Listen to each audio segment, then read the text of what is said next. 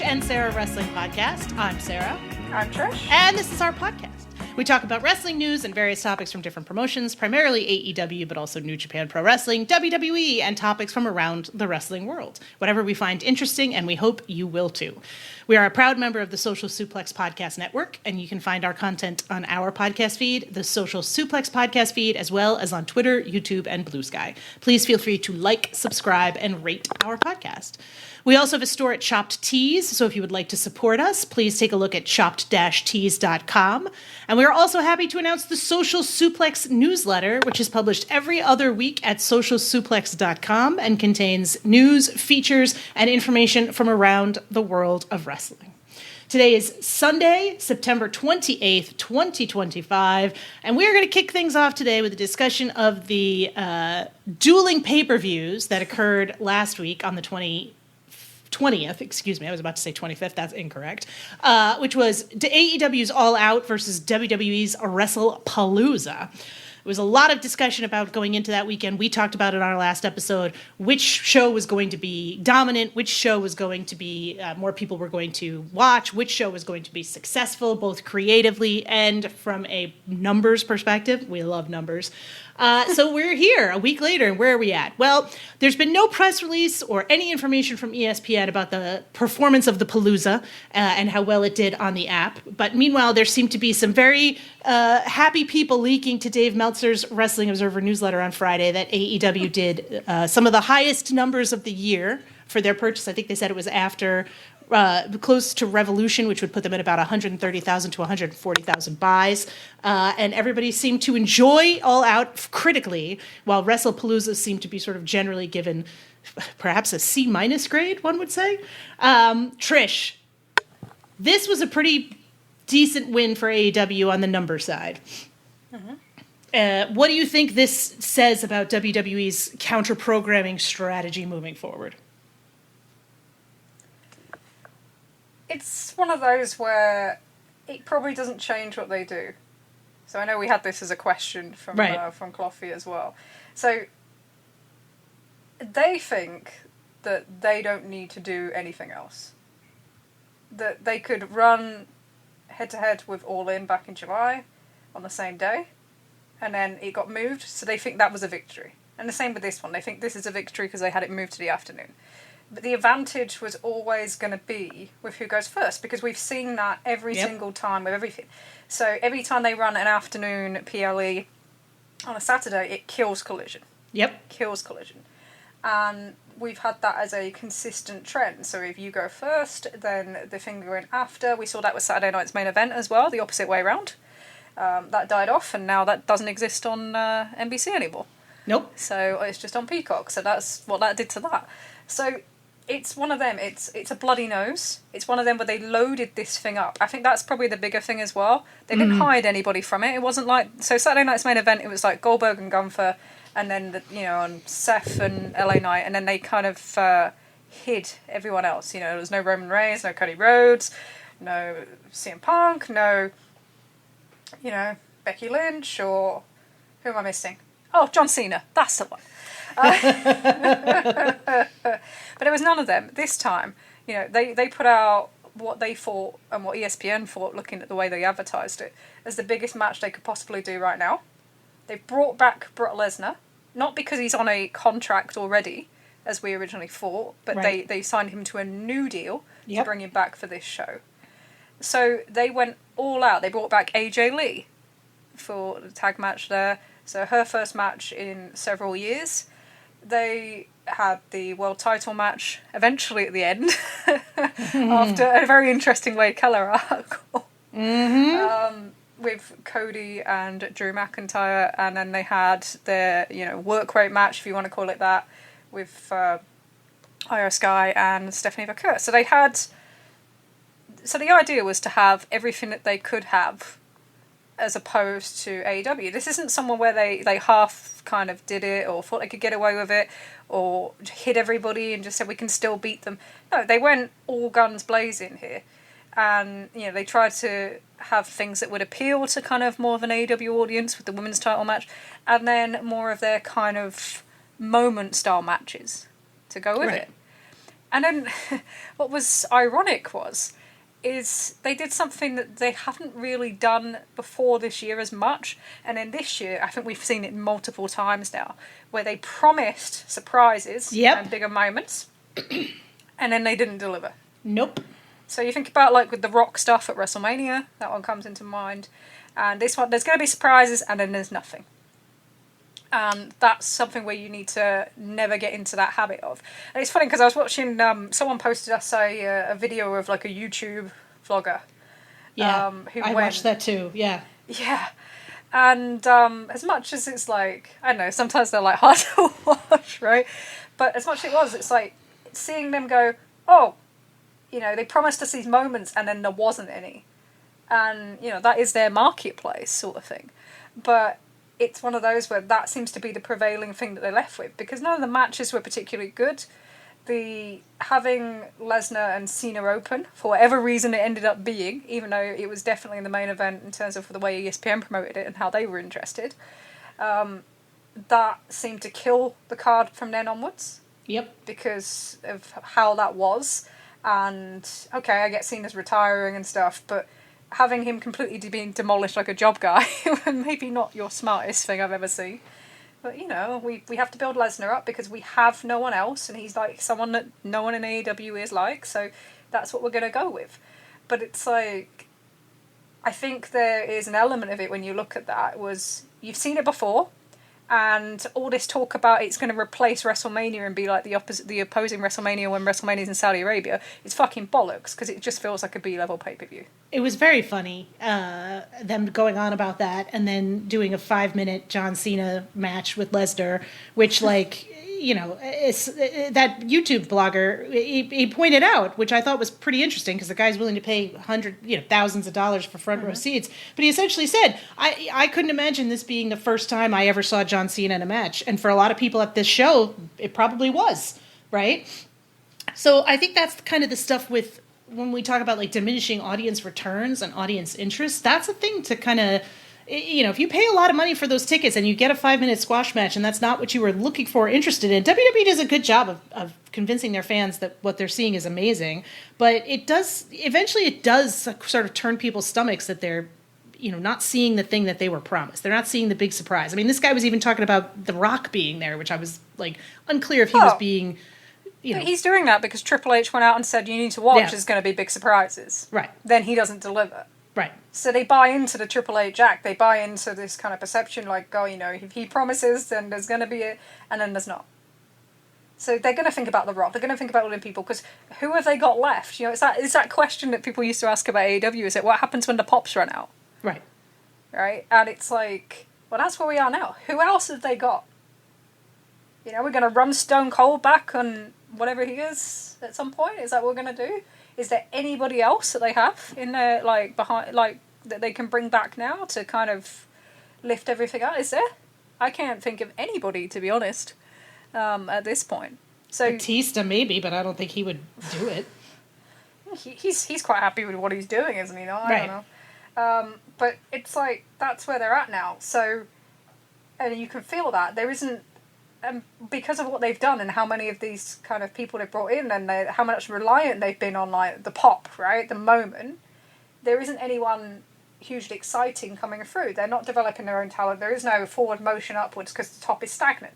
They've literally fell into that thing. So it's the opposite of where they were in 2022, 2023, when you had the Bloodline story and you had kind of people coming upwards, elevating. That's it. It's done. So now we're relying on bringing back this person and bringing back that person. We fell back straight into the habits of the 2010s, of the 2000s.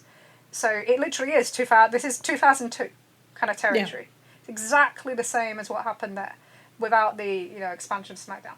But it's like, this is where they're falling straight back into that territory, and it's kind of, there's an element of seen it.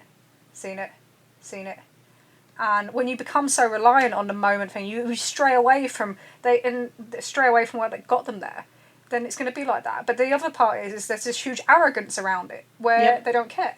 And we've seen that develop more and more. You know, the one other thing I always point out is how much, they have, one of their strengths is that when they advertise people, they're there.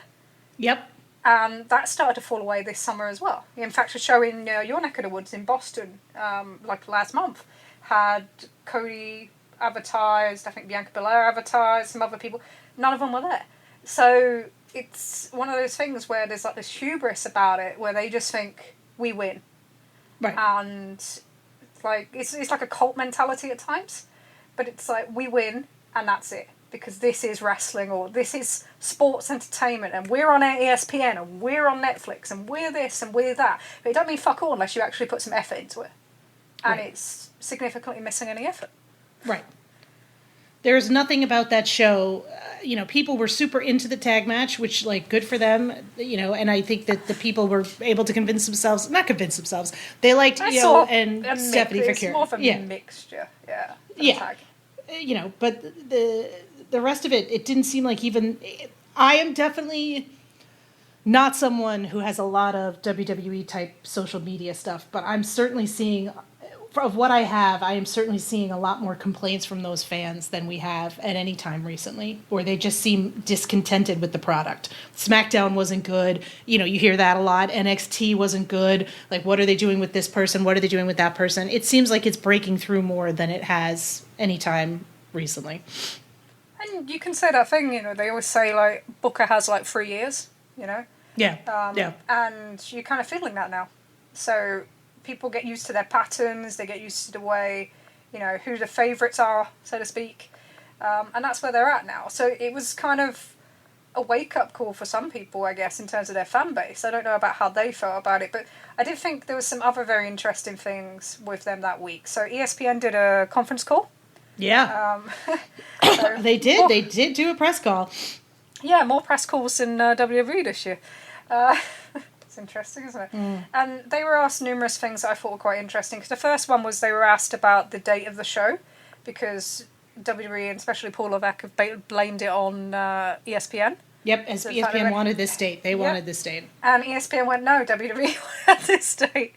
So that kind of blew up that argument, which we all kind of knew. Like, everybody knows that it was put there to oppose All Out. It's like, but it's just kind of funny when that line's kind of not all ducks in a row, Yeah. And the second one was when John Alba asked him about Brock Lesnar, and it was like WWE's decision with talent as well. Yeah. So they kind of wouldn't kind of have anything to do with all these kind of questions that have kind of been inferred to be at their door previously. But it's... it was interesting, all the focus, all the hype, all the people said they would have, and you didn't really see that at all. No. Again, this whole, ESPN promotional machine that's going to take them over the top and took them to the next level, and this is going to be unbelievable that they're going to be on SportsCenter and they're going to do this. Didn't really break through anywhere. No, and it's like, so, other than people trying to figure out how to use the ESPN app, which... I think Netflix, the numbers did pretty well, and I'm not surprised, actually, because if you can figure out a VPN, you can just watch it on Netflix for the same cost as what your normal subscription is. Yep. And that sounds a lot less effort, especially if you're younger, if you can figure out an option, you're just going to do it. Like, you're not going to waste your time and money trying to sign up for a service or figure out if your cable allows you. And they were all very nondescript about how to sign up. And that did play a part, I think, in terms of the buzz element, in terms of, the interest not being as strong. It all has a thing, but when you're looking at the start of this deal with ESPN, I wouldn't say that everybody would look at it and think this had been a massive success. And, they haven't, because... No, there's, again, as you said, there's been nothing else. No press release, nope. No nothing. You expected something at least by, Wednesday, hey, ESPN. Nothing. Nothing to Meltzer, nothing. Which I thought, even it's to SRS, you just didn't see it, which I thought was really telling, because I feel like if those numbers were anywhere where they wanted them to be, you would have gotten a hint of it. And the numbers are going to get quite interesting now, because, we might not get any of them, but we are going to start getting like-for-like numbers for SmackDown. Yep. On USA. We are now going to get, from next week, we'll get like-for-like numbers for NXT on CW as well. So we can kind of get more of a grasp of where they are in relation to everyone else now, in a way where we kind of haven't done so far this year, because we've kind of gone, because they've moved from, linear to cable with SmackDown and that as well. Might as well just jump ahead to the other part of the WWE section because yeah, why not? Yeah. Let's do it. Let's do it. Just going crazy here today. No, so it's that thing as well. So this is there's yeah. God, there's this This is this thing of like people have been questioning yeah. They're doing great. They're selling great tickets at huge numbers. They're doing amazing. Yeah, and there are signs of a slowdown. This past week they just had the two shows they had. Raw in Evansville and Indiana. That was down 6,500 to 6,100. And then Orlando for SmackDown was down from 14,000 to 10,641. And then this week, they're going... Where are they off to this week? Raleigh, North Carolina tomorrow. And they're 3,500 down on the last number. Cincinnati on Friday night, they're $6,000 down. That Cincinnati number was not pretty. No, and they've tried to support that. So if you look at the map, you'll see like a ton of pink dots, and the reason you'll see that is because they ran a buy two get two free promotion. Yep. Which was mainly used by the scalpers. And it's kind of interesting because some of the towns that they're struggled in recently are similar to AEW, so maybe there's a different story to be told. When they went to Cleveland, so like when AEW went to Cleveland, they dropped 17%. When WWE went like 3 weeks before, they dropped 3,000 from 12,600 to 9,300, which was 26.5%. So they actually dropped more than AEW did in that town. Yep. We've talked about Cincinnati. They've got Kansas City where, you look at the AEW independence number, it's not fantastic, and WWE are at 4,200. There's lots of kind of dates coming up where you can see, similar to what we saw with AEW in like 2022, and you could see that the advances, and, I acknowledge that they reduced prices late, but we're not seeing that massive pickup in the way that we were outside of the big markets. And it is the first kind of signs we're seeing of that kind of slowdown. And the only way, the places where there is the exception is when John Cena's in town. Yep. And we don't have many John Cena dates left. So they're going to do the thing in Perth. Now they did their social media thing to try and pretend that everybody cares about AJ Styles and John Cena. Yeah, that was fun. That was so funny. Especially because Cena had so recently been like, I'm not going to face AJ Styles. I'm doing these tribute moves to people I'm not going to face. And he does the Styles Clash. And then, guess what? But the social media, we've listened to the fans. We're going to do an AJ Styles match. Okay. He's got 5 dates left, so he's not showing up to do a lot of build for, these different TV shows. So, He's not doing any. No. He's got Boston and New York left. That's it. Yeah. So he's going to face whoever his final opponent is. It's going to be kind of like based on nothing. You're not building it up at all. It's. I think when this is over, it's going to be an interesting conversation in terms of like how this retirement run has gone and what could have been things that maybe were out of different people's controls on stuff like that. But like just overall, like it just seems like such a missed opportunity for WWE in so many ways. And that, instead of building up new stars or instead of using it to highlight, which is ironic because I feel like a lot of Cena's most recent times that he's shown up on WWE before the retirement run, he was there to do stuff with like your Austin Theories and your younger guys, right? I mean, sorry, it's still funny. It's still fucking funny. I get it, but like that, they're not doing any of that here, right? Unless he faces Braun Breaker as his last match, which even that with no build, how much benefit does that give somebody like Breaker? There's no benefit on the retirement one, right? No, because the retirement match is about the person retiring, right? So you can't, I don't believe that, like, it's that thing where they say, they can put them over on the way out and they'll benefit from it. I don't think you ever see that. I think, like, in Japan, I think they kind of have it right, where they just find, like, their biggest opponent during their run or the biggest drawing person they can go with and they just do that. Yeah. And I actually think that's probably more effective because, like, you're there because, so if you go to that show in Washington, D.C., sitting, you can sit in the same arena as Donald Trump or whatever.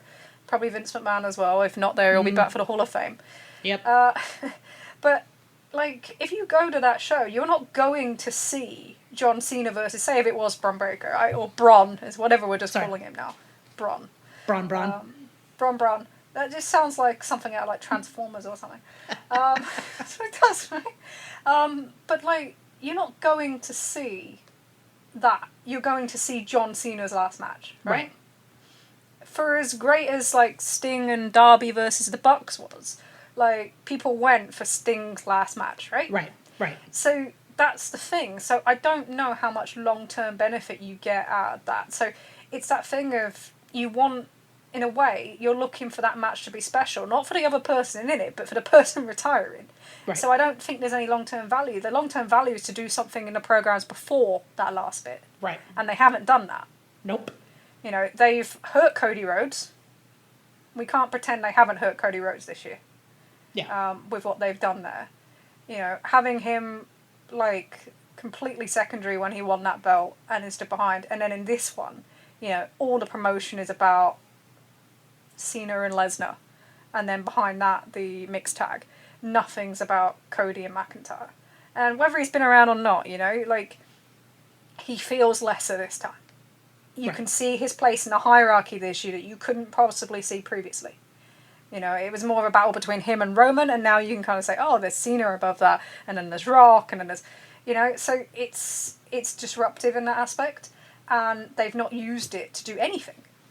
He just, you know, he has these programs with the people that he's had these programs with in the past. It's not benefiting anybody, and it's like, you're still going to get the TV numbers out of him, you know, in terms of the last few appearances. We saw it with a SmackDown number, you know, with the way that worked out, where he had like an hour on a TV.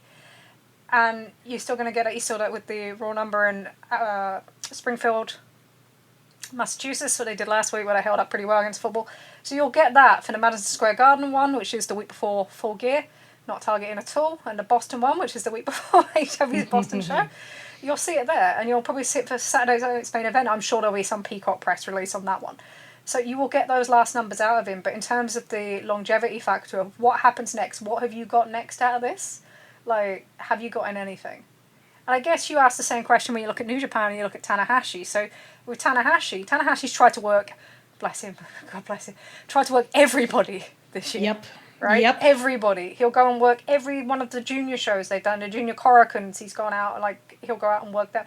He'll work absolutely every single person in that company. You can look at it and go, well, you know, how much does it mean at this point? But at least he's trying. He's trying. I don't think there's been any effort with that. And I think the Cena run, in terms of monetary spinning, you know, this should have been, for them, because of the way their business kind of works, one of their most successful things ever. Yes. It should have been something that spun money from the moment it started through the year. It should have absolutely killed anything else in terms of, like, how much money they were making out of it. And it's not happening. It's not happened in that sort of way. Nope. So it's like, okay, yeah, you got some good houses out of it. I'm sure, like, Grand Rapids doesn't do what that number did when he went there if he's not there. But you could have got so much more. And creatively, you've got fuck all. Well, there's not even, I've been racking my brain to think about it. There's not even any solid free agents coming up that you think could be jumping, right? I mean, obviously there's a lot of talk about Jericho, but I don't know how much of a difference maker Jericho is in 2025. I mean, you could get another nostalgia run out of it. You know, maybe I think Jericho is more valuable than a lot of people give him credit for, but I have a hard time seeing people flocking to buying tickets to WWE shows to see him. Yeah, it's he has a value, especially because he was the first champion in AEW as well. Yes. So, and has been, you know, he's one of the faces that's the most recognisable with AEW as well. So there is an element, absolutely, of taking him would be valuable. But in terms of TV numbers or PLEs or in terms of live ticketing, I don't see it. I don't see what difference that would make. Outside the, you know, they get an initial, because they are very good at publicising that kind of first appearance. Absolutely. They're really good at that. The AJ stuff, you remember the Wyatt family stuff? Oh, yeah. Yeah. You know, that was huge for a week, and then, like, when they did all the codes and all the other fucking shit, and they got that massive crowd in Brooklyn when he wasn't even there, where they, they got like a... But then after that, what happens? It's over. There's no follow-up. So it's like, they're very good at that, but that's what you get with Jericho as well, and that's not to take away from Jericho, you know, I think he could still build something, like, program-wise, WWE program, quite easily. He's a good talker. That's mainly, you know, most important thing there, at that age. But it's like, it's not, but it's not a solution either, is it? No. Like, I mean, if that's not that. if that's the free agent I can come up with is a 50-some-odd-year-old Chris Jericho, like, yeesh, you know, if that's your best option, like, you're kind of in trouble here. I don't know. Like, that just, I don't know. But again, I keep thinking this about WWE, and their fans keep surprising me with how little they need to remain happy and content to spend record prices for shows. So. Yeah, but some of that is just being the kind of the known product, right? Yeah. So there was always, and especially now, you know, we the way things are currently, that has probably more power than it had even like 10, 15 years ago, you know? Yeah. Because there's less individuality. It's kind of, it's like not a sheep thing, but people kind of go, oh, that's the brand, so they follow it. There's a lot people less like brands, yes. Yeah, they do, absolutely. And it's less, you know, they're not as inquisitive as maybe they were 10 years ago. Yeah. In that way. So I'm not fully surprised by that. But it's one of them things to keep an eye on. And the thing, when you look at their numbers and you think about decliners as well, is you've got to think about their strategy for ticketing in the last few years. Yeah. And you can compare this in a bit to AEW's strategy. But their strategy has been to eliminate, you know, thousands and thousands of tickets that were purchased during house shows. So you are basically like solidifying your calendar in a much smaller way. So you just have these tapings. You're doing a lot more tapings outside of the US as well. Yep. And your PLEs, you're reducing the number of them down as well in the US. You're doing far more outside, more globally as well. So the demand is then increased for your big destination shows in the US. Yes. So that's how you can get like a Survivor Series in Petco Park in San Diego, you know, and you get over 25,000 in there already. So you've changed your model. So, you know, there's the elimination of the house shows is huge because you are now concentrating demand in a smaller space. And they're doing that because they want the site fees for Raw and they want the site fees for SmackDown. Yep. But when you look at their numbers, you have to also think about, you know, how much they've eliminated in terms of how accessible the product was before. So the fact that they're seeing declines now, and some of it will be price related because they're crazy prices, but the fact that you are seeing that is also has to be put on top of the fact that it's not as many shows being run around the US as there once was. It's an interesting point. One. Yep. But they're going to do it again. They're already telling, you know, I think Brian Alvarez keeps repeating what he's being told from WWE people, where they're going to move it and they're going to try and run head-to-head in the afternoon, or they're going to try and do anything like that. They will continually do that because that's what they've been doing for how many, like 40 years now. Yep. It's not going away. We've seen it with, you know, we've got the upcoming NXT Dynamite Tuesday night playoff. Yeah, Tuesday night playoff because of the MLB playoffs, actually. Yep. Maybe we don't talk about baseball. Never mind. But yeah, you've got that coming up, and they're already on their invasion angle with TNA, which is really surprising. They're doing 2 Survivor Series matches style, and I was really surprised by that because I thought with Bound for Glory coming up and the prospect of potentially a WWE-infused TV deal, if they were going to run head-to-head with AEW, that they would hold out on kind of any kind of big meetings like that.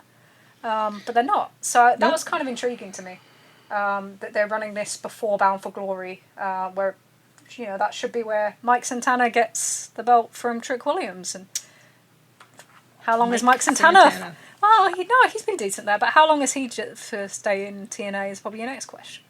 So, but that's what they're chucking at that, and I think that's kind of interesting that they're doing that and they're not doing main roster as well. Right. And then I don't know. Yeah. This TNA thing is just, it's been so weird. It feels like it's devalued some of NXT more than it's elevated TNA, but, you know, again, that could be just a perception issue from my part, but I don't know.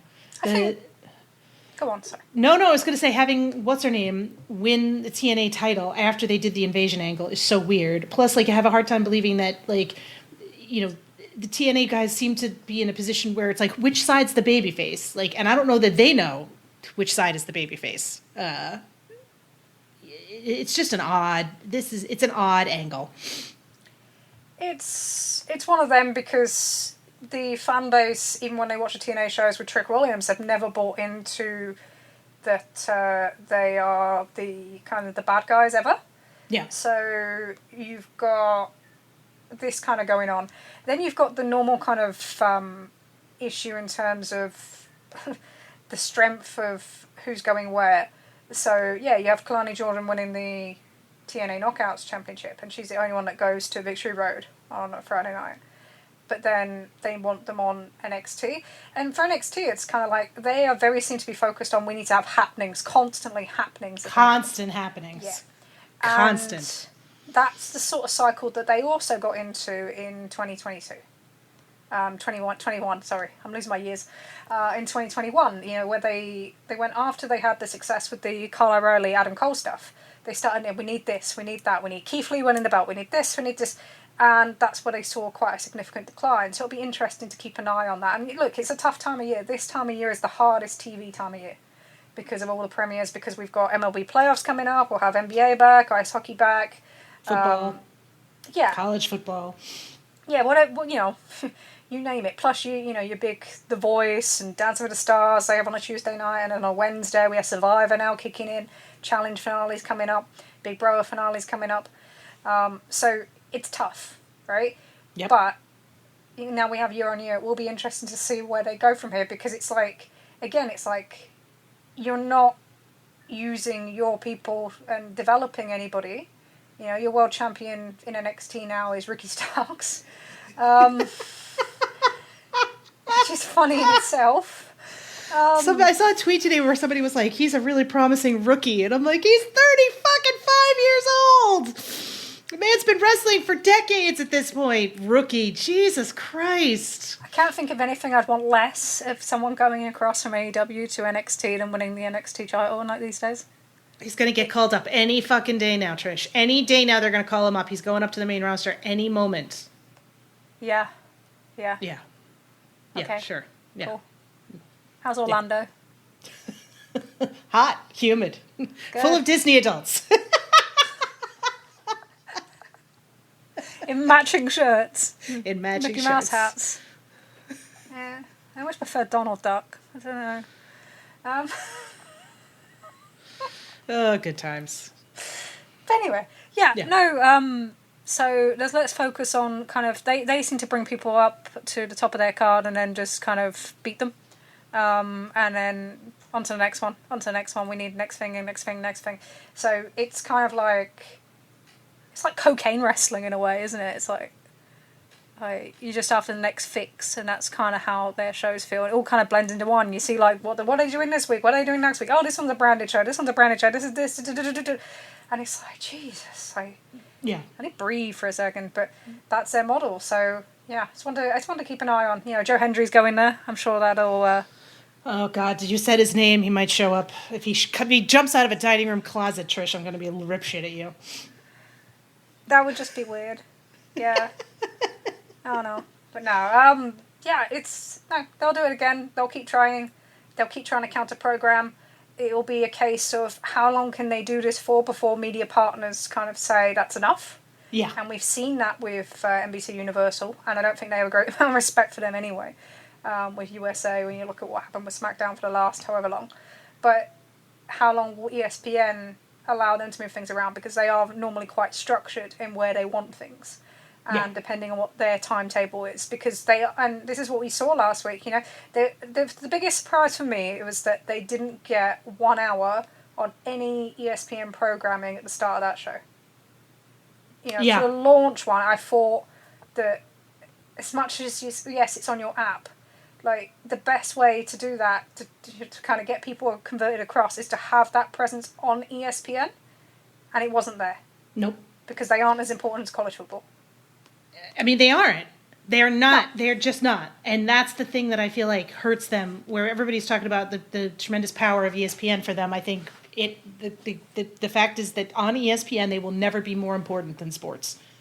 And I think that's something to consider when you talk about, like, the influence of ESPN as a media partner and what they're going to be willing to put up with, because there's going to come a point where ESPN, like you said, is going to just be like, no, we're not moving the show. Yeah. And doesn't benefit us. No, because at the end of the day, the amount of money they're paying, they want the best results for them. Yeah. And there's only so much you can do that if you don't get those results. And it's all about how many people they can convert to that platform using WWE. And traditionally, especially the ones that are kind of not traditional sports viewership, that's what they're after. That was what they, Mark Shapiro brought up on the very first kind of press release. That's what they want. So that will be what they're graded on. Although I thought it was very interesting that they had a journalist do a review, and that's turned into people searching his tweets and deciding who he is, and felt very Trumpian, actually, to be honest with you. Very much reflecting the kind of political climate in some ways, isn't it? Where it's like, and then people in WWE, they're like putting out to different reporters, like, oh, they were surprised that this would appear on ESPN, and it's like, you kind of telling on yourselves. Like, you're like, oh, no, it's all going to be fair coverage. And then you get the first review, which sounded pretty fair from, I read it, and it's like, okay, yep. But the first review isn't massively positive, and the first thing you do is start to question why it's there. It's funny to me that there are people in WWE who think that card was a really strong card for them. And, like, the way that the show was booked was a really strong show for them. Because, even just looking at it from the outside, you're kind of like, those are, some of those things are good. Obviously, the mixed tag was very popular. That was a hot angle going into that. But,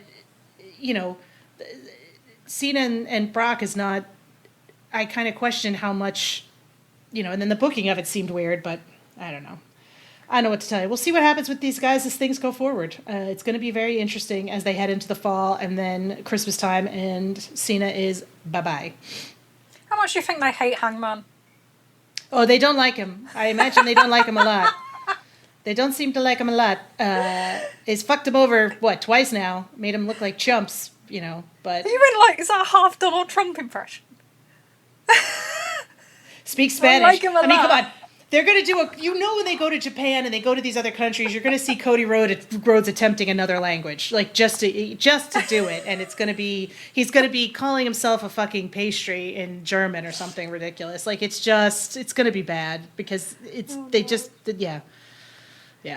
All right. So speaking of competition with AEW itself had All Out, which as a show was an interesting one, Trish. This one, I think you and I kind of agreed on this. I thought that as a show overall, Forbidden Door was stronger, but I think the highs of All Out were higher than the Forbidden Door highs. Like, the best stuff on All Out cleared the best stuff on Forbidden Door, in my mind, by like a lot. But there was a lot more duds, I guess would be the best way to say. One of which was heavily advertised and kicked off the show. So let's start with the Cope and Christian versus FTR match, and the ensuing angle, the post-match angle, and a little bit of the follow-up on Dynamite, because I kind of want to talk about that a little bit. I thought this was shit. I thought it sucked balls. What did you think? So... I know, like, sometimes when I say something is WWE coded, and especially when we talk to, like, our friends at Tunnel Talk, they're like, okay, explain what that means. They did not. And I'm like, okay, so this match was WWE coded in the sense it was laid out exactly like a WWE style kind of big tag, right? Yep. So you're playing to the crowd sort of thing, and you have the one guy waiting for the tag, which was Copeland this time, which was Christian last time. Yeah. And then you have the heels. He hit like so many finishers, and then the babyface guy, the hero, wins with one move, which was just ridiculous. And then you've got your running kind of interference stuff going on, like the whole thing, the whole layout. It wasn't like, it was funny because they kept saying in the build, like, it's not going to be a dream match, it's going to be a fight, right? And then there was nothing about it that was like a fight. It became like a tribute spot match. Yeah. We're going to do our Brett spots, we're going to do our Cena spots. Yeah. She's like, yeah. Yeah. like, it's like, we're going to do all these things, and it's like, so it's going to be, and then we're going to do our run-in, and we're going to do our finish, and then we're going to kill Christian with the same move that Copeland survived and won a match 2 seconds later with. Right. And we're going to kill Beth Phoenix with the same thing. And it's going to be the most horrendous thing that's ever happened on television because she's a woman, which infuriates the fuck out of me. It's such bullshit. Like Beth Phoenix, right? Who could, you know, even in her WWE career, was one of the strongest wrestlers in the company, and could beat, you know, they had her, you know, she beat Santina Morel, beat her, like, but this is so archaic fucking bollocks. And it's like, can you compare it to, like, you know, we talked about Marina Shafir, right? After All In. Yep. Like, look how she portrays her role Yep. as a woman, as a manager, you know, in most of the time. I know she's wrestling this week, but mostly she kind of acts as like Moxie's backup manager sort of thing, yeah? She's the heavy. Yeah, exactly, right? But look how she is portrayed, and look how, you know, especially look at All In the role that she played, and even on, like, you know, Saturday with the coffin match as well. And then look at this. This fucks me off so much. It's like, oh no, they hurt the poor woman, and it's like, she's a fucking wrestler.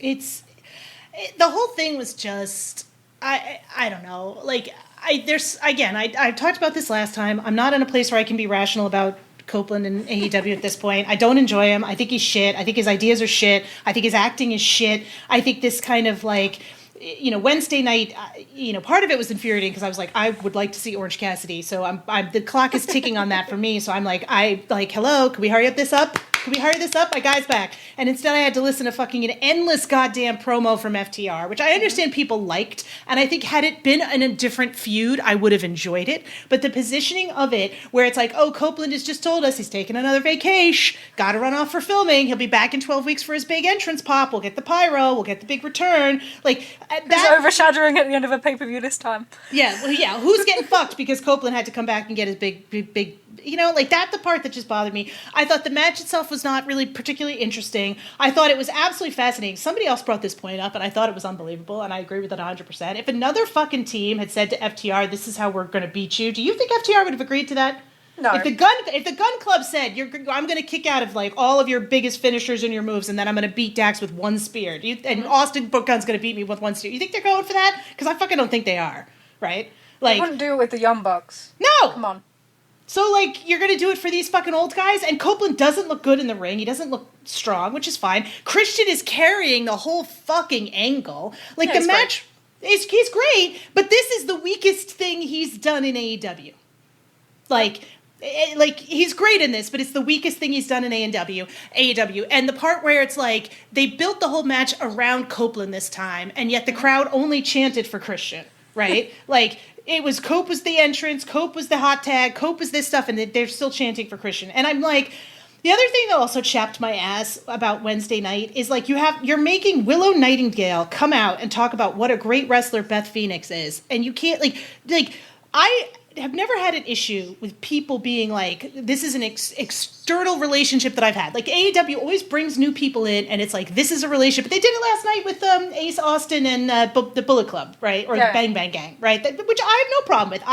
That's fine. You want to tell me this? Sell me on it. I believe you. Willow has no existing pre-relationship with Beth Phoenix whatsoever. So she likes Beth Phoenix because she's a older woman wrestler, and she's married to Copeland. Like, and as an audience, we're supposed to like Beth Phoenix for why? Because she's an older woman wrestler and she's married to Copeland. Like I don't know. I that didn't do it for me, honestly. I kind of felt like it's like you're going to take your biggest baby face out there, and we're doing this a little bit too much lately. We're going to take the people who we need to do work on, and we're going to attach our really hot, really over baby faces to them and try and get them over that way instead of giving them gimmicks or wrestling moves or whatever that work. We can talk about Hook later. But, like, I just think that, like, this just didn't work for me. I didn't like it. It feels like it's like fucking Cope's entrance all over again. It's so pre-fucking packaged, and you could tell the whole thing before it happened. Oh, she's gonna get beat up. Oh, he's gonna disappear for a series of weeks while he's doing filming. Oh, he'll come back later. And now it's the same thing they did with the Judgment Day in WWE on his return. It's the same story. We're gonna hand the freaking feud over to Jet Speed, right? The role of Cope and Christian will be portrayed by Jet Speed. They got a call on the pup phone, and they rushed out to help. They are the greatest fucking theatre, backup actors ever, aren't they? At the moment, understudies. Yeah, understudies. That's the word. Understudies. I was fucking lost there. Yeah, they literally are like everyone's understudies. Like, oh, they're going. Like, yeah, put the sign up. Who's in today's performance? I also feel like Fair play to them. I get the stuff about like whatever and the tributes and yada yada yada. There was a period of time where if someone had done a John Cena move impersonation in the ring, in an AEW ring, they would have got the motherfucking shit boot out of them.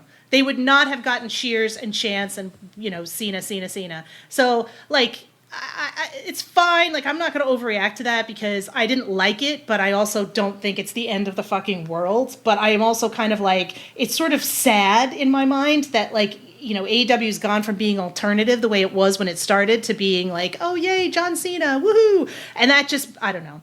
Like, this is fine. There's less WWE shit on screen than there has been in a while, and they've cut back on a lot of bullshit, which I appreciate. But this was not for me. I didn't enjoy it. I thought it sucked. I don't think it's worth the amount of TV time it was getting, which, quite frankly, wasn't even that much in the build-up to it. It was pretty clear this got downcycled a little bit from where it was originally supposed to be placed.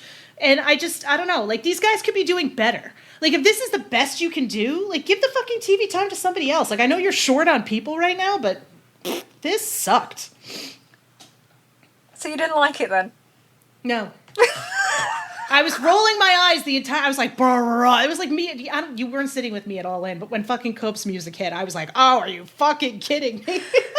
I think I was dying laughing when he started running up and down the stairs. I mean, I did the impression after. You can't not think of it now that I pointed it out, that it's the same fucking thing every time. Like, it's just... It's all you can see is the fucking entrance, exactly move for move every fucking time. Run out, big smile. Run to the stage left, big smile, pose. Run back to the center, big smile, pose. Pyro pose. Run to the ring, stand on the rings, pose, big smile. Wow, I can't believe they're cheering for me. They're singing my song. It's unbelievable. I'm so overwhelmed with emotion that the crowd is just spontaneously singing my song. This is so great. I'm so grateful to be here, everybody. Like, come on.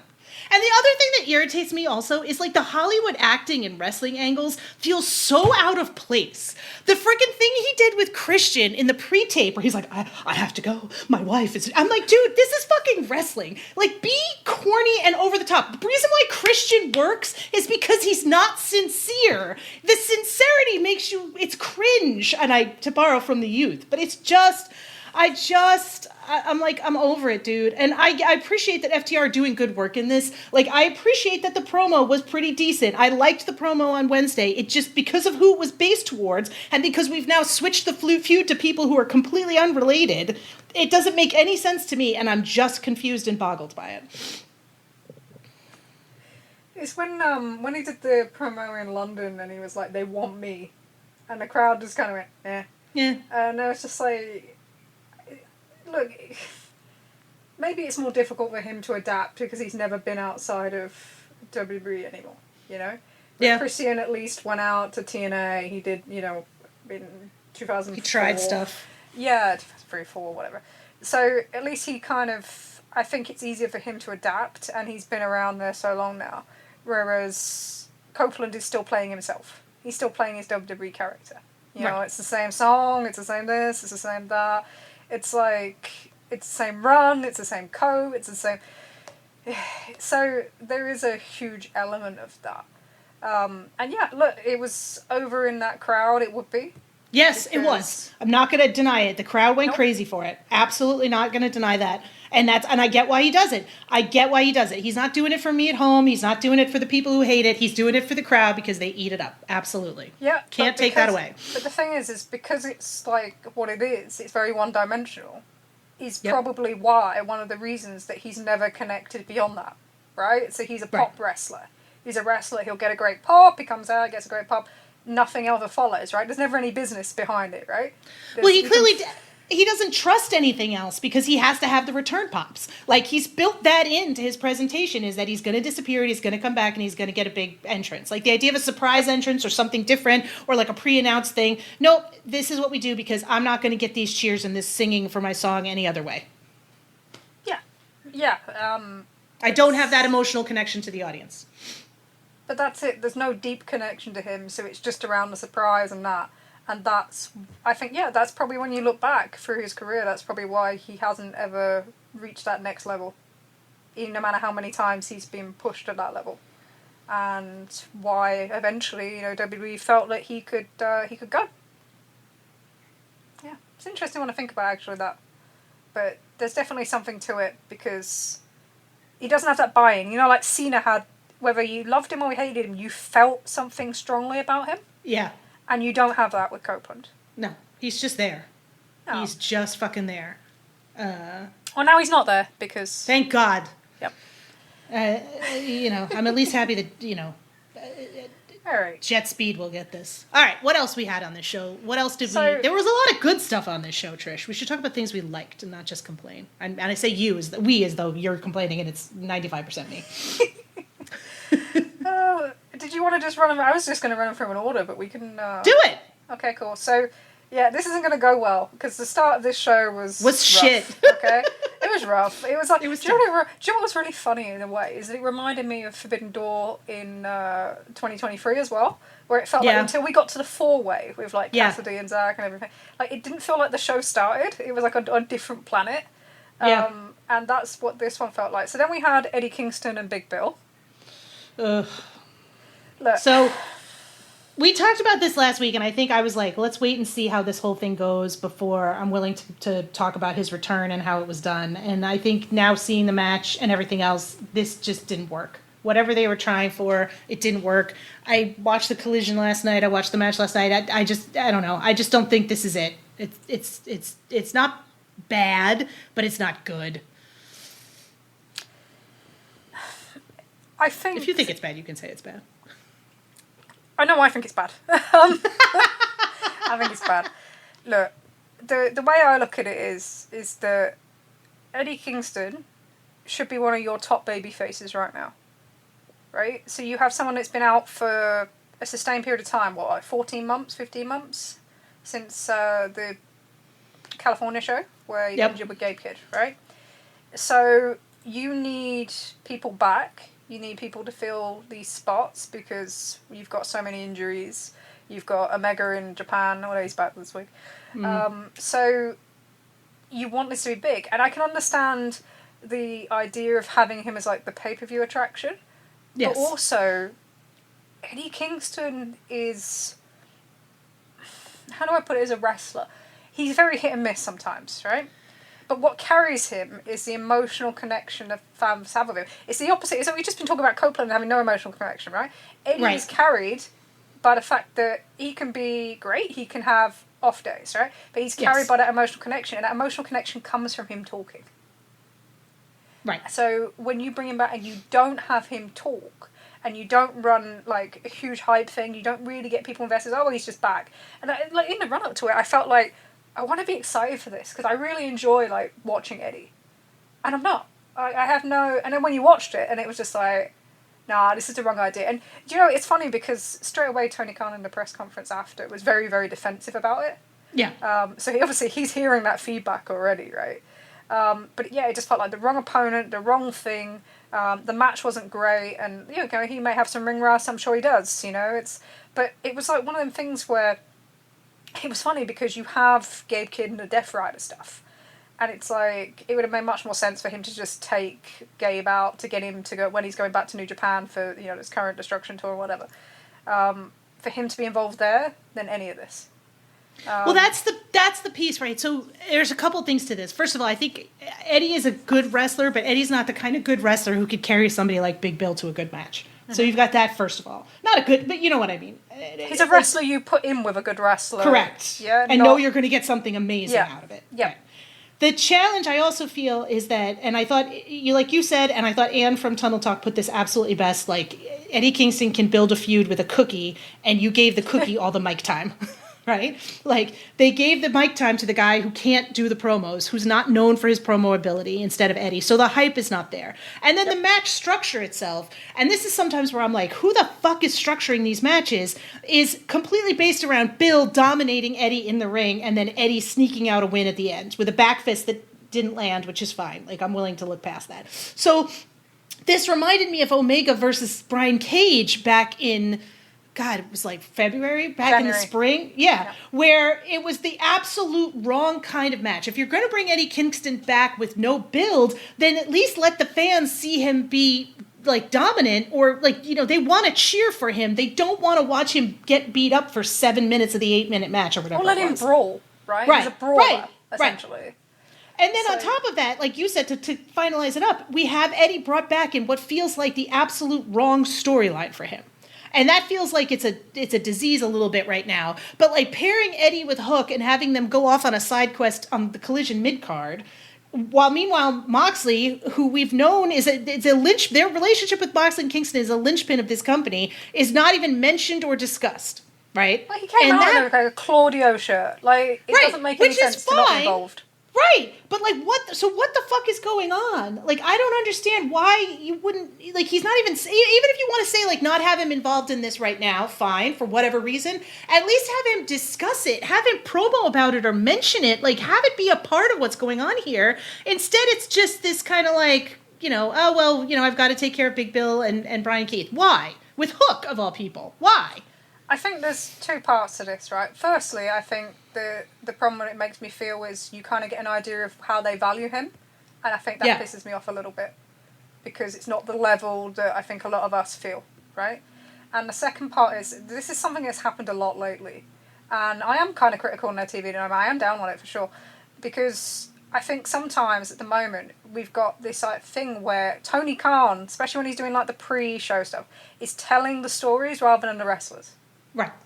And I think that's one of these as well. So they're not telling the stories themselves, and this is particularly a thing with baby faces at the moment.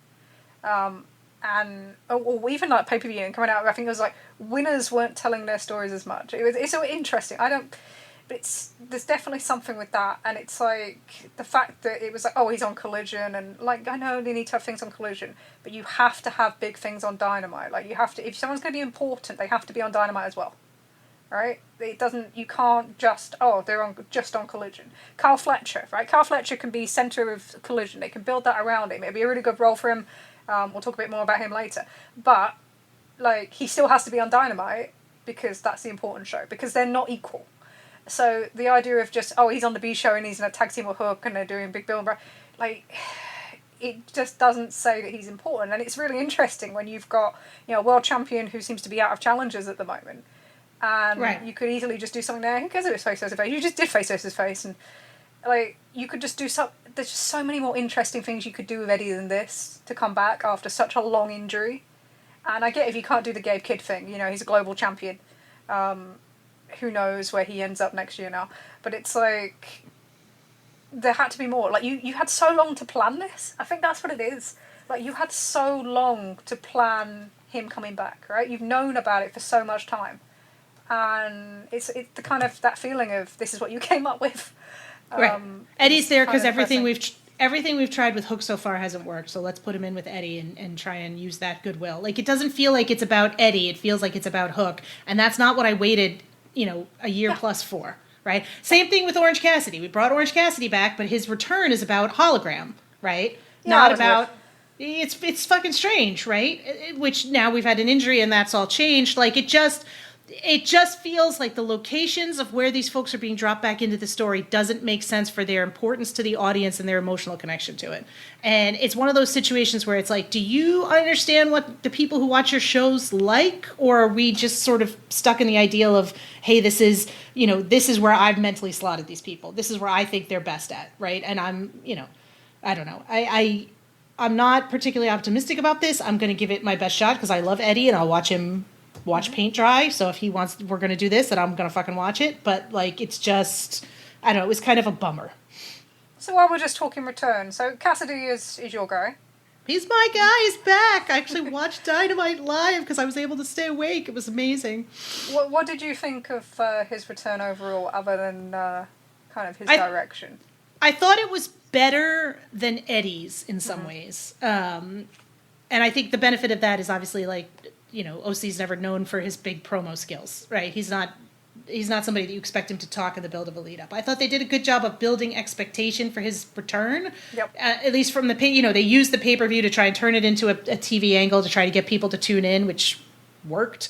Like, you know, and they put it in a good spot on the show. It was just, again, odd to me because I think I spent so much of that coffin match expecting Orange Cassidy to show up to do something. Like, that's where I sort of expected him to return. And then it made sense to me because I'm like, oh, okay, Darby lost, right? I was expecting Darby to win that coffin match, and I thought Orange Cassidy would be involved in that win somehow. That was kind of like where I was thinking it was going. But when Darby lost and they were like, oh, we're going to do it again, I'm like, oh, okay, that makes sense. I get it. I understand why it didn't happen.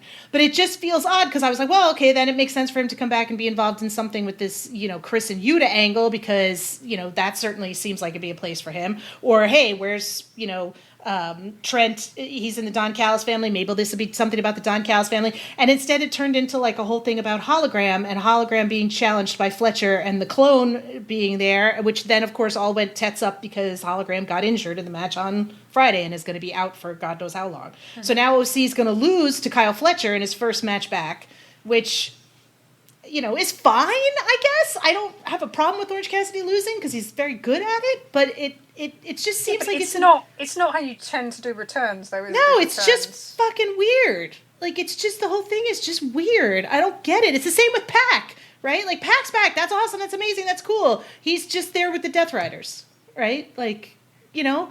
Like, the only return that seems like it meant anything was Jack Perry and Luchasaurus. That's the only one that seems like it lived up to a level of hype. And I get, and I agree with to some degree what Tunnel Talk talked about today, which is you have all of these returns happening simultaneously, right? You got 5 people back at the same time. You can't do the same return for every person. You can't do a big surprise pop return for every person. You've got to vary it up, and I get that. And so they're trying different things. They want to make Eddie somebody that you're going to try and see on the pay-per-view. They want to make Orange Cassidy's return give you a TV number, like maybe an attendance purchase in Pennsylvania. But, like, it just seems like it's all been, despite that, still sort of half-assed in the execution of it, and it hasn't worked the way that, you know, you'd ideally want it to, especially given how many people are out for injury and how many of these people could be difference makers in terms of giving you options. I think my feeling as of late around the TV, and I know like not everyone agrees with me, but it's like I just feel like so much of it is uninspired in terms of what they're aiming for or what they're kind of doing. It doesn't have that same care that it had before, and these sort of things are the ones where you just like, I always think that you should never feel like all the things in your head are stronger ideas than what you see on screen. Right. You'd ideally like that to not, yeah, you should be moved by, and that's not to say, oh, you know, fantasy booking or anything like that, but you should be like, you shouldn't ever be at a point where you can think of 100 things that feel better than what you're seeing. Yeah. So it's a weird one. It's one we'll keep an eye on it. But the next match was Hurt Syndicate versus Ricochet in the Gates of Agony. This was so funny. This was so funny. Listen, I think Ricochet is fantastic. I really like the Gates of Agony. I watched this match. I didn't think it was that good. I thought the stuff about it that was good was Ricochet related. I thought MVP getting pinned was fine, but him having to have a giant 2-on-1 spot, it was terrible. Awful. And he's not good. Like, he's not shitty wrestler, and, like, you know, Ricochet's bumping his ass off for him, and I'm like, can we be done with this now? Can these guys go away now? Like, I get that, like, all the fucking, you know, muscle-bound people who think that you have to have a lot of muscles and be big to, like, be believable as a wrestler, just, like, love to jerk off to Bobby Lashley, which is great. Like, I'm happy you have big people on the roster. But AEW's never been a promotion that's done big wrestlers really well. They've never figured out how to book them. They've never figured out how to do this. And now you have guys who just fucking refuse to lose. And like, you know, like, I was surprised to even see them on the pay-per-view. We talked about that last time. I just didn't think this was particularly good. I don't think it was worth the pay-per-view spot. You know, you look at people in the back who aren't on this pay-per-view, and you're like, okay, like, you know, like, I think it wasn't worth the spot. What it was, is it literally the problem with the way that it finishes, it became a showcase for MVP, and he wasn't very good. And MVP sucks as a wrestler. So at the end of the match, they're like clapping. The crowd are clapping MVP, and it's like, right, so you've not got over Gates of Agony and Ricochet in the way that you're supposed to here. Of course they're not going to. No, I know, good for them for losing. Like, you know, I'm glad Ricochet is done with them. Like, I was concerned that feud was going to be continued, but it seems like it's over with now, which I'm fingers crossed it stays that way. I don't know what you do with these guys. I genuinely don't know what the fuck you do with these guys. You're going to be out of ideas. Like, who the fuck are they going to face? Yeah. Well. So, now we get on to where the actual show started, and I can't believe I've just said that and the word MJF's going to come out of my mouth after, but it absolutely is. No, so the next match, like, thank God we can actually talk about something that was good. Yes, this was great. Was the MJF Mark Briscoe tables and tax match, and fair play to MJF for losing by pinfall. None of the, he could have just gone for the easy option when they needed a tables match and just gone through the table. And what I thought was good in this match was the really kind of simple stuff they did. Yep. Right? So the fear of the tax. So you establish it straight away when you have Mark Briscoe kind of put them all across the ring. So straight away, and then where Max is good is when he's like cowardly away from it. So he's establishing that fear, like, so you're already anticipating that moment where he goes through it rather than it just. This is so his wheelhouse, like selling that fear, selling that little stuff, making those moments matter so that when that moment does hit, it has the biggest impact and the audience buys into it. He's so good at that, and it was it was perfect in this match. Yeah, and it's the same with, like, even something as simple as putting the table away to get heel heat, which I was like, Genius. God, I wish more people would do that. Genius! We want tables, fuck you, no. Like, that's Yes. Like, that's the little shit that he's so good at. That's why it's so annoying when he's not good at other shit, because he's so good at this type of stuff. It was fantastic. He was perfect in this. In this, he was kind of similar in a way to what he was doing in CMLL the night before with Mystico as well. So It's a different character, because in this one he's doing the kind of blue blood and, you're the common man thing, right? And in Mexico he's doing the American whatever. But it's like, it's kind of like, do you remember when Kenny Omega went to TNA? Yes. And the character came across so much better in that part of his championship run than what it was in AEW? Yes. And it's like, because in a way, it's like a one-dimensional character. It's a much simpler character, right? Than what they have to do in AEW. Because in AEW, you need to have more depth because you need to do more. You've got to deliver the promos, you've got to build the programs, you've got to have that storyline character development that carries you through. Whereas you don't need to do that when you go to CML. And he didn't, like, Kenny didn't need to do that when he went to TNA. He was like, I'm just this guy. And it just works out. So when Max is in that kind of environment, and this match is another example of that, it's a very simple kind of story in terms of how he's disrespected Briscoe and brought up his family and everything like that. And it's very much like, it's very much back to his characters, I'm better than you. Like, nothing else, nothing about anything else. Just, I'm better than you because I come from here and you come from there, and that's the story. Because it's much more simple in that aspect, and you can play into that, that's when he really is at his strongest. He's also at his strongest when he has a baby face like that the audience is crazy for, and he is completely and totally willing to do. He does a lot of small things to make that baby face look better. Like, when he's in a good place and he is, like, locked in, he's doing everything he can to make that baby face look as good as possible and put them over as strong as possible without that part where you're like, oh, he's putting them over to make them look good. Like, he's doing it more subtly than I think people sometimes give him credit for. But that's something that has not happened as much lately, so it was nice to see that in this match. I don't know, I thought he did a good job with that with Paige. I did. I thought he did a good job of trying to make him, he's the obstacle, he's throwing everything at him. And it was about making Paige look like that. I did think that. Whether you like what they did in that or not, that match wasn't to benefit him, even though it had some of his little kind of... He has his little things, doesn't he? His little kind of things that he does. But even with that, I thought that it was like... He wasn't... There's like a different level of selfishness. I think we always think back to the Jay White match, right? Yeah. And the way that was structured to give nothing to Jay White at Full in 23. So it's like, this is kind of the opposite. So he is playing ball, and I guess it's just consistency with Max, isn't it? So in this one, the structure works, and even, once they get into the tax, it's like straight into tax. But because you've built it up so much, it's that initial moment, it's that first drop when he gets dropped that is kind of the key moment to the match. And then as you get towards the end, it's like, will Briscoe actually overcome it? Will he actually get his revenge? And when he does, you've got that kind of great feel-good moment. Yep. And, they executed that well. Probably my biggest issue with that coming out of it is I think Max had a good send-off promo. You'll see what happens when he comes back.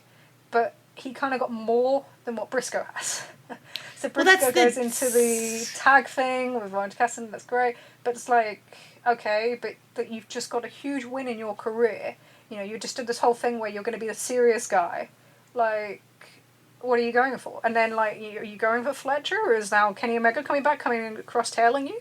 You know, you just went into this thing, and again, like, you're in this tag match, and then you're stood behind hologram, and it's like... Right. I don't know, like, that's weird. But the match itself, yeah, I thought it was great. I'm going to do something that will get me swore at by one of our friends, but I enjoyed it more than I did the Moxley-Darby coffin match. I don't disagree with you. I liked the Moxley-Darby coffin match. I'm not trying to say I didn't like it, but I thought this one edged it out a little bit. Yeah, I thought it was simpler in a lot of ways. Yeah, the structure worked better. Yes. I think that's the difference. As a match, yes. Yep. So, and they made those things feel massive. Like, the tacks felt massive. Yeah, and the coffin didn't feel that massive in the same way.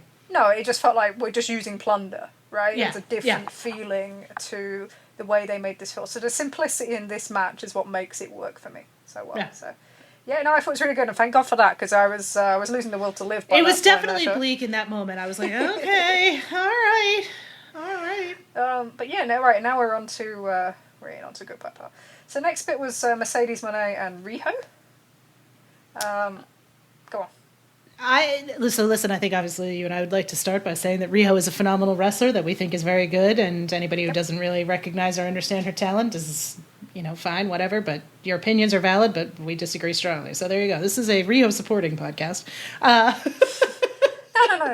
we've got to go on further, right? As soon as you use the word, somebody is not believable. Yeah, go fuck off. You can fuck off.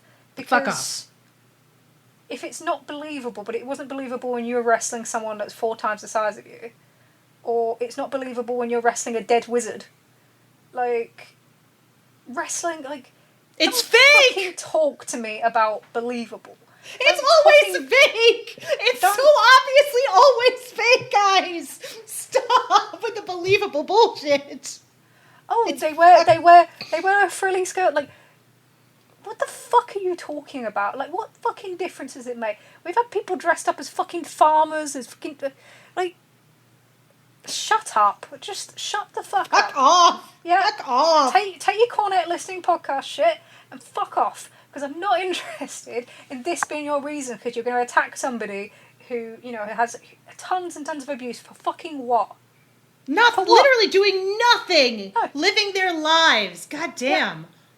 So why are they always it's a fucking easy target. Hey, no wonder she wanted a job in AEW. She could have worked Punk's Collision, couldn't she? Yeah. Would have been very happy and content there. Would have been very at home. Very at home, yeah. That's, yeah, no Joshies around. No. No. Anywho. Yes, this was a good match. They're good wrestlers. It was a good match. It did not move me, but there wasn't much to a build to this, so that's probably part of the reason why. But it is a good match. It was enjoyable to watch. It was a positive palate cleanser coming after the first 2 matches, and it was a good follow-up to MJF versus Briscoe. It's one of those where, I think people would be more into it if we saw more of Rio on a regular basis and there was more build to it. Yeah. In a weird way, it felt like that one probably should have been a TV match and the Alex Windsor one should have been the pay-per-view. Yeah. But I think they're moving back to... It feels like they're doing kind of Windsor has Mercedes' number. In terms of the way they were doing it on TV. So we'll see if that kind of moves to one side with all the tag stuff coming up. But yeah, that's kind of how that felt. So it almost, it felt like the wrong match on the pay-per-view, but it's in terms of the way it was built. But I like watching Rhea. And I think they made good use of Mercedes being the kind of bigger wrestler for a change. Yes. Because she's normally the smaller in a lot of these wrestler in more of these matches. So to make a good use of kind of her power advantage and Rio's speed advantage. So in terms of match structure, I think they did a decent job. And Rio, considering how rough she looked in her first outing from injury, miles better, absolutely miles better. Yeah. In that one. And then we're into the upper card now. God, this is a long card, isn't it? Yeah. These afternoon pay-per-views, it's like you get a longer show, but in some ways it's almost. I mean, I'm not going to complain. I love the afternoon pay-per-views. It's perfect for me personally, but it makes it easier to watch the show because you're not laying there going, "Oh my god, I want to go to bed." Oh look, for us, it's like it's a huge difference because it starts at 8:00 and it finishes at 1. You know, like it makes it viable in a way that, you know, starting at 12 a.m. and watching till 5 a.m. makes you just want to, like, you have something in the middle that's shit and you're just like, oh my god, like, right. just like World's End, like 23, you're just like, oh god, oh god, it's 4 a.m. just let me fucking sleep, you know. We'll discuss the bits around that with a number in a minute, but yeah, so next one up was the Freeway, which was Okada, Konosuke Takeshita, and Mascara Dorada. So for me, with my tendencies, I thought it was great. It's one of those matches where everyone kind of knows what the finish is already. In fact, everybody knew the finish as soon as Beast Mortos was kind of replaced Mascara Dorada in Mexico the week before. Yeah. But Dorada was fantastic. Dorada was fantastic. Yep. Probably his best performance outside of Mexico for a while, actually. Just reminds me when he did one of the Fantastica Mania tours, and he was like the breakout guy, and we thought we'd see more of him in New Japan, and it kind of hasn't happened. Well, New Japan have their own issues in that regard, but yeah, like he really kind of showed up, and I imagine he's under some sort of dual contract as it is, so I imagine we'll see more of him. But that's exciting. I would think they're going to be careful not to put themselves in a situation where a guy has a showing like that and then could get a phone call from WWE. Yeah, I don't believe that. Look, he wrestled. He was in a match with Kenny, wasn't he, at Denver? In the 4-way? I'm pretty sure he was. So? I think it was Dorada, Brody King, and stretch my brain. I'm pretty sure he was in that one as well. So they've done a few things with him, but yeah, I don't think there's anyone being used on a pay-per-view that isn't. Yeah.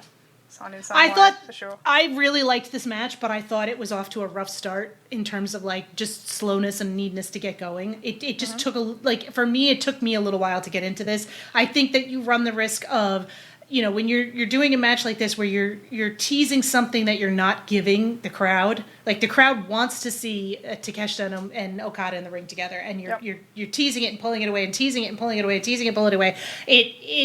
It's tough watching at the beginning, but it was like a switch was flipped halfway through, and this went just fucking banger craziness.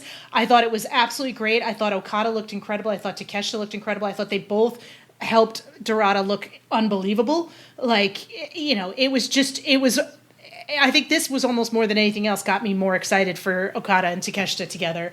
Like, now I'm kind of like, yeah, I really want to see that match. Where before I was like, yeah, I'll see that match. Now I'm like, oh, no, I really want to see that match. Like, I feel like that match is going to be great. Takeshita's like prime kind of Shingo Takagi, that he can stitch everything together. Yeah. Because you've got Okada, who's more of your power guy. Yeah. In a way he moves with his offense. And then you've got the speed of changes of like Takeshita. He can adapt. It's kind of like Kenny as well. Kenny has that sort of tendency in the past where they can kind of work with everybody, so they can kind of glue everything together. And yeah, I think it's probably the most interesting Okada's been in the entire time he's been in AEW. In the entire time he's been in AEW. Like, let's be realistic there. But I don't know. I thought it was really good. I do think it did hit it. It hit a second gear about halfway through. Yeah, and it's that thing, you know, I kind of need something like that, right? Because he can't use the same role. Like, they're trying to, in a way, they've tried to replicate it by having him be, like, the dominant champion. But he's not the champion. And all that stuff about it's going to be the 1B title, that fucking faded out very quick, didn't it? As we probably expect. Because every time they say something's going to be this or going to be that, it's like, yeah, whatever. But it's like, they're trying to, he's like supposed to be that dominant champion role, but because he's not the champion and the show isn't built around him, it doesn't feel the same. Right. So then you're then kind of left lacking because the programs struggle to develop, and you know we're seeing, no matter what you seem to be able to do, they haven't been able to figure that out. Whereas Takeshita's more adaptable. So I think he can kind of glue that, and we'll see how they go. And obviously they're going into a tournament as well with the C2, so that makes life easier for how they tell that story. But yeah, it's an interesting one. Hopefully Don Callis can kind of hook that one together, especially after Takeshita probably picks up the IWGP next month at Ryogoku. Ryogoku, by the way, this morning, they said, well, not Ryogoku, they were in Kobe this morning. And I think they spent more time building Wrestle Odyssey for Noah than they did the Ryogoku show, which is kind of weird. For their own promotion. So, But not a horrendous show, but it's just an interesting little thing. Things continue to go well over there.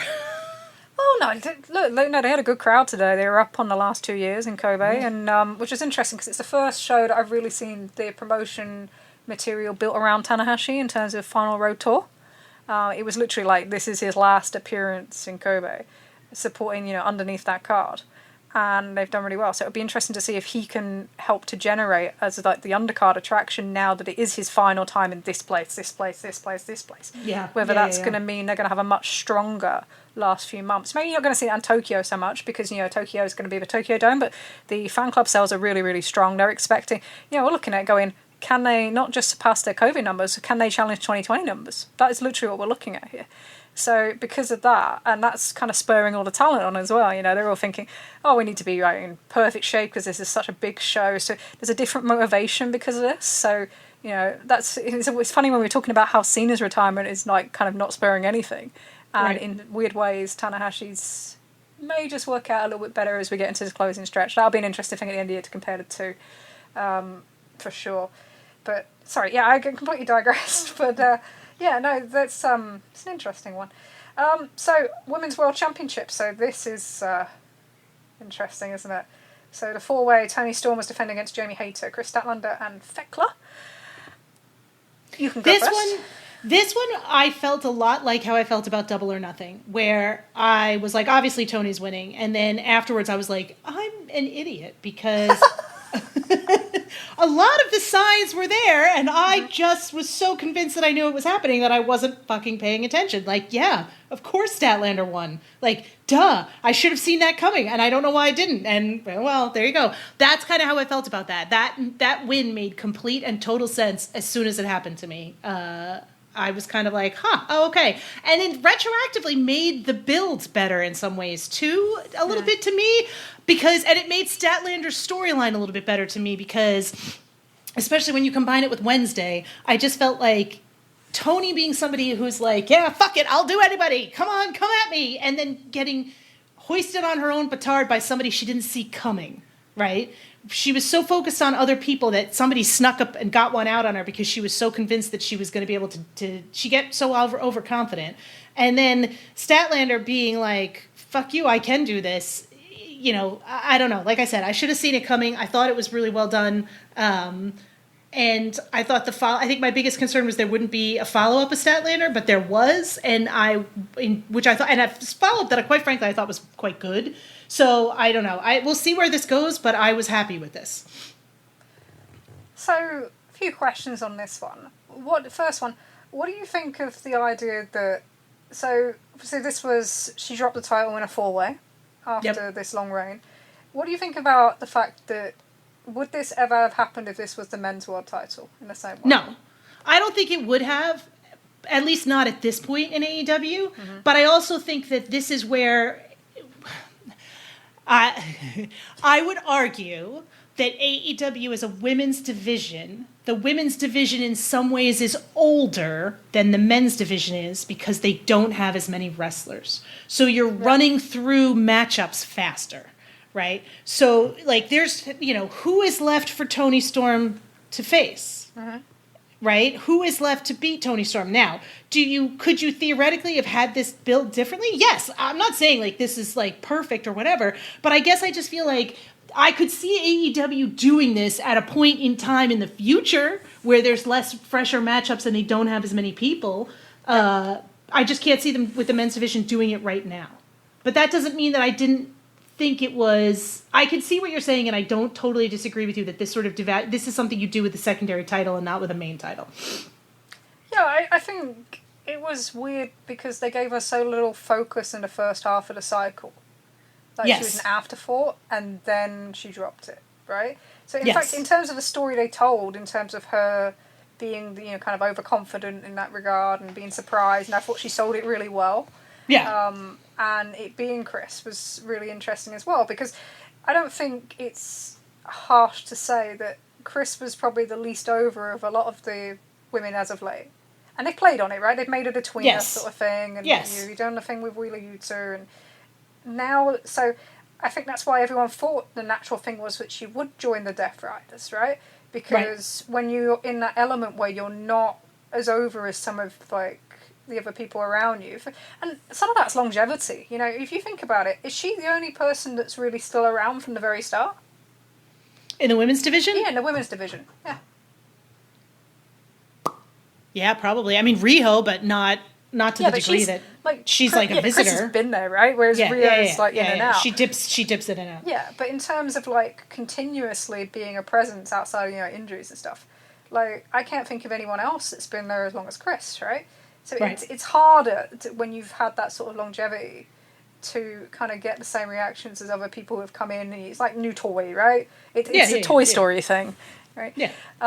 So it is harder. And I think we all thought that should naturally turn heel because you play on that, right? You know you can feel that reaction. And instead, they've kind of tried to use it as a vehicle to kind of get her more over as a face.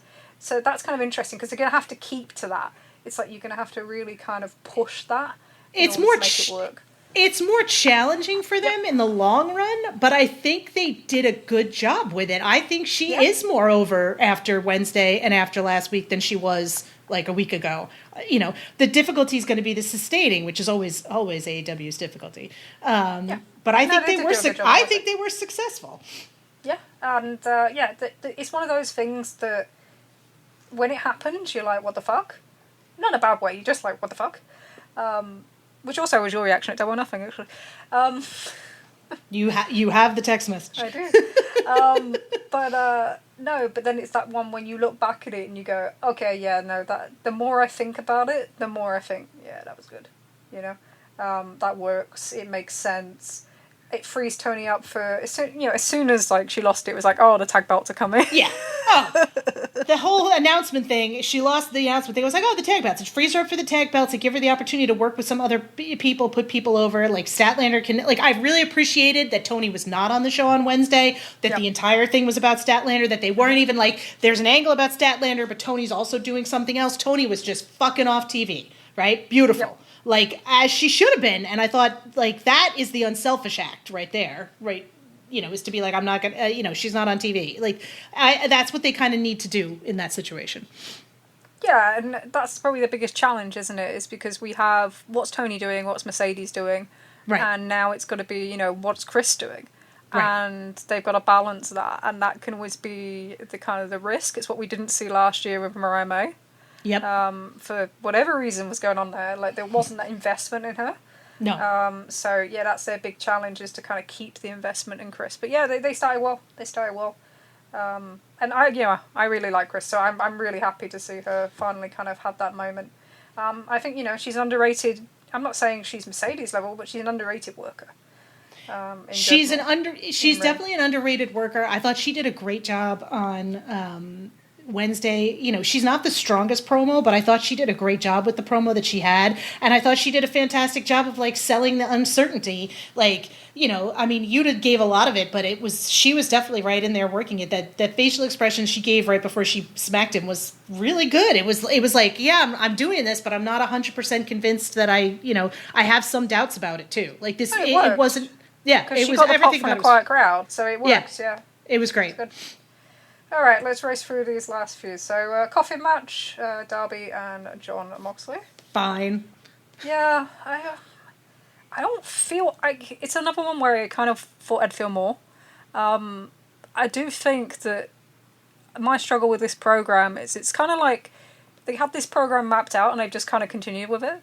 They've not adapted it, but also it still feels too wacky racist to me and not enough kind of depth. So the promo that Darby cut with the interview thing with Bryan Danielson was the best work that had been done up to that point, up to the pay-per-view. And I think that's what it is. I think I thought they were going to go to more depth, that there was going to be kind of more like psycho kind of, like... I love him, but Darby's just not capable of that. Like, he's... No, but... It's just a stunt show, and I think the biggest problem with this, like, I think the match was good. I did prefer the other kind of hardcore match that was on the show, and it's continuing. Okay, right, fine, but the fire thing, and then the no sell completely was just I don't get that, and that's one of Moxley's like kind of little traits that he can kind of do sometimes. It was the same, like, sometimes when he loses a match and he doesn't really sell it the next week, you know, he's wrestling next week. Like, you got burned? Like, we just no-sell it? It's like, oh no. The body bag was flame-proof, Trish. Yeah, whatever. Fire. It had a 1 hour fire rating. Yeah, look, it's the same thing. If you're going to do something like that, just make it mean something, rather than just be a thing. So yeah, I don't know. I keep thinking there's going to be something else to this, and then there's not. And then it just kind of all feels a little bit weird. We'll see how they go with the I Quit match. I think the problem for me is that the Chris Statlander stuff was so much better with Moxley than the Darby stuff. Yeah. And I feel like that kind of, sort of puts you where you are. I think Darby is great. I think Darby is absolutely fantastic. I think he has at times had those emotional moments, but they're rare. And I think for whatever reason, he wants to do promos that end up being really weird work shoot promos. And it's like, Darby, nobody wants this from you. Like, we love you and we don't love you because of backstage bullshit. Like, no, your character should not care about any of that. And I think I am enjoying Moxley right now a lot, and he's a big reason that I'm enjoying the shows and the television, because I just, and I think this is some crazy fucked up shit, but I'm also okay with it because I don't know that I need it to be anything else right now.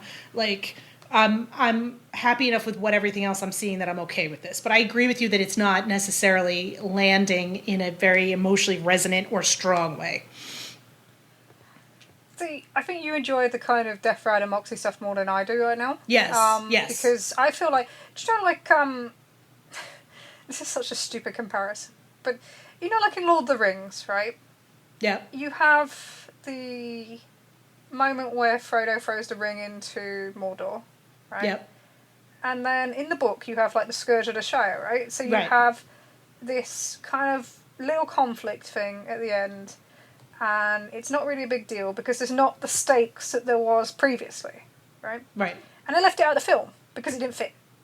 Right. And this is kind of where we're at here now. So we now have this group that are still terrorising everybody, that we're still doing trios matches with, just like we did at the very start of this year. The big thing for the anniversary show is a trios match with the Death Riders. Like, the first show of this year was rated FTR versus the Death Riders. Like, we haven't moved on. So, like, this ending of this film then hasn't meant like any change. It's like the same thing. They just don't care about titles now. But there's no stakes, so there's nothing for me to feel anything about. Like, there's no. So I can see the work is good. Do you know that? Do you know what I mean? Like, I can see the work is good, and I can see that Moxley in the ring is like, it's like he woke something up when after he wrestled Paige. Like, once he's like he's like a new man. Yes. Yeah, it's like it really woke something in him in terms of what he's doing and stuff, and freed him up, and I think he feels more freedom now. But I don't feel anything for it because there is nothing to feel for. Like, what are we supposed to feel for? Like, what's the fear of this group?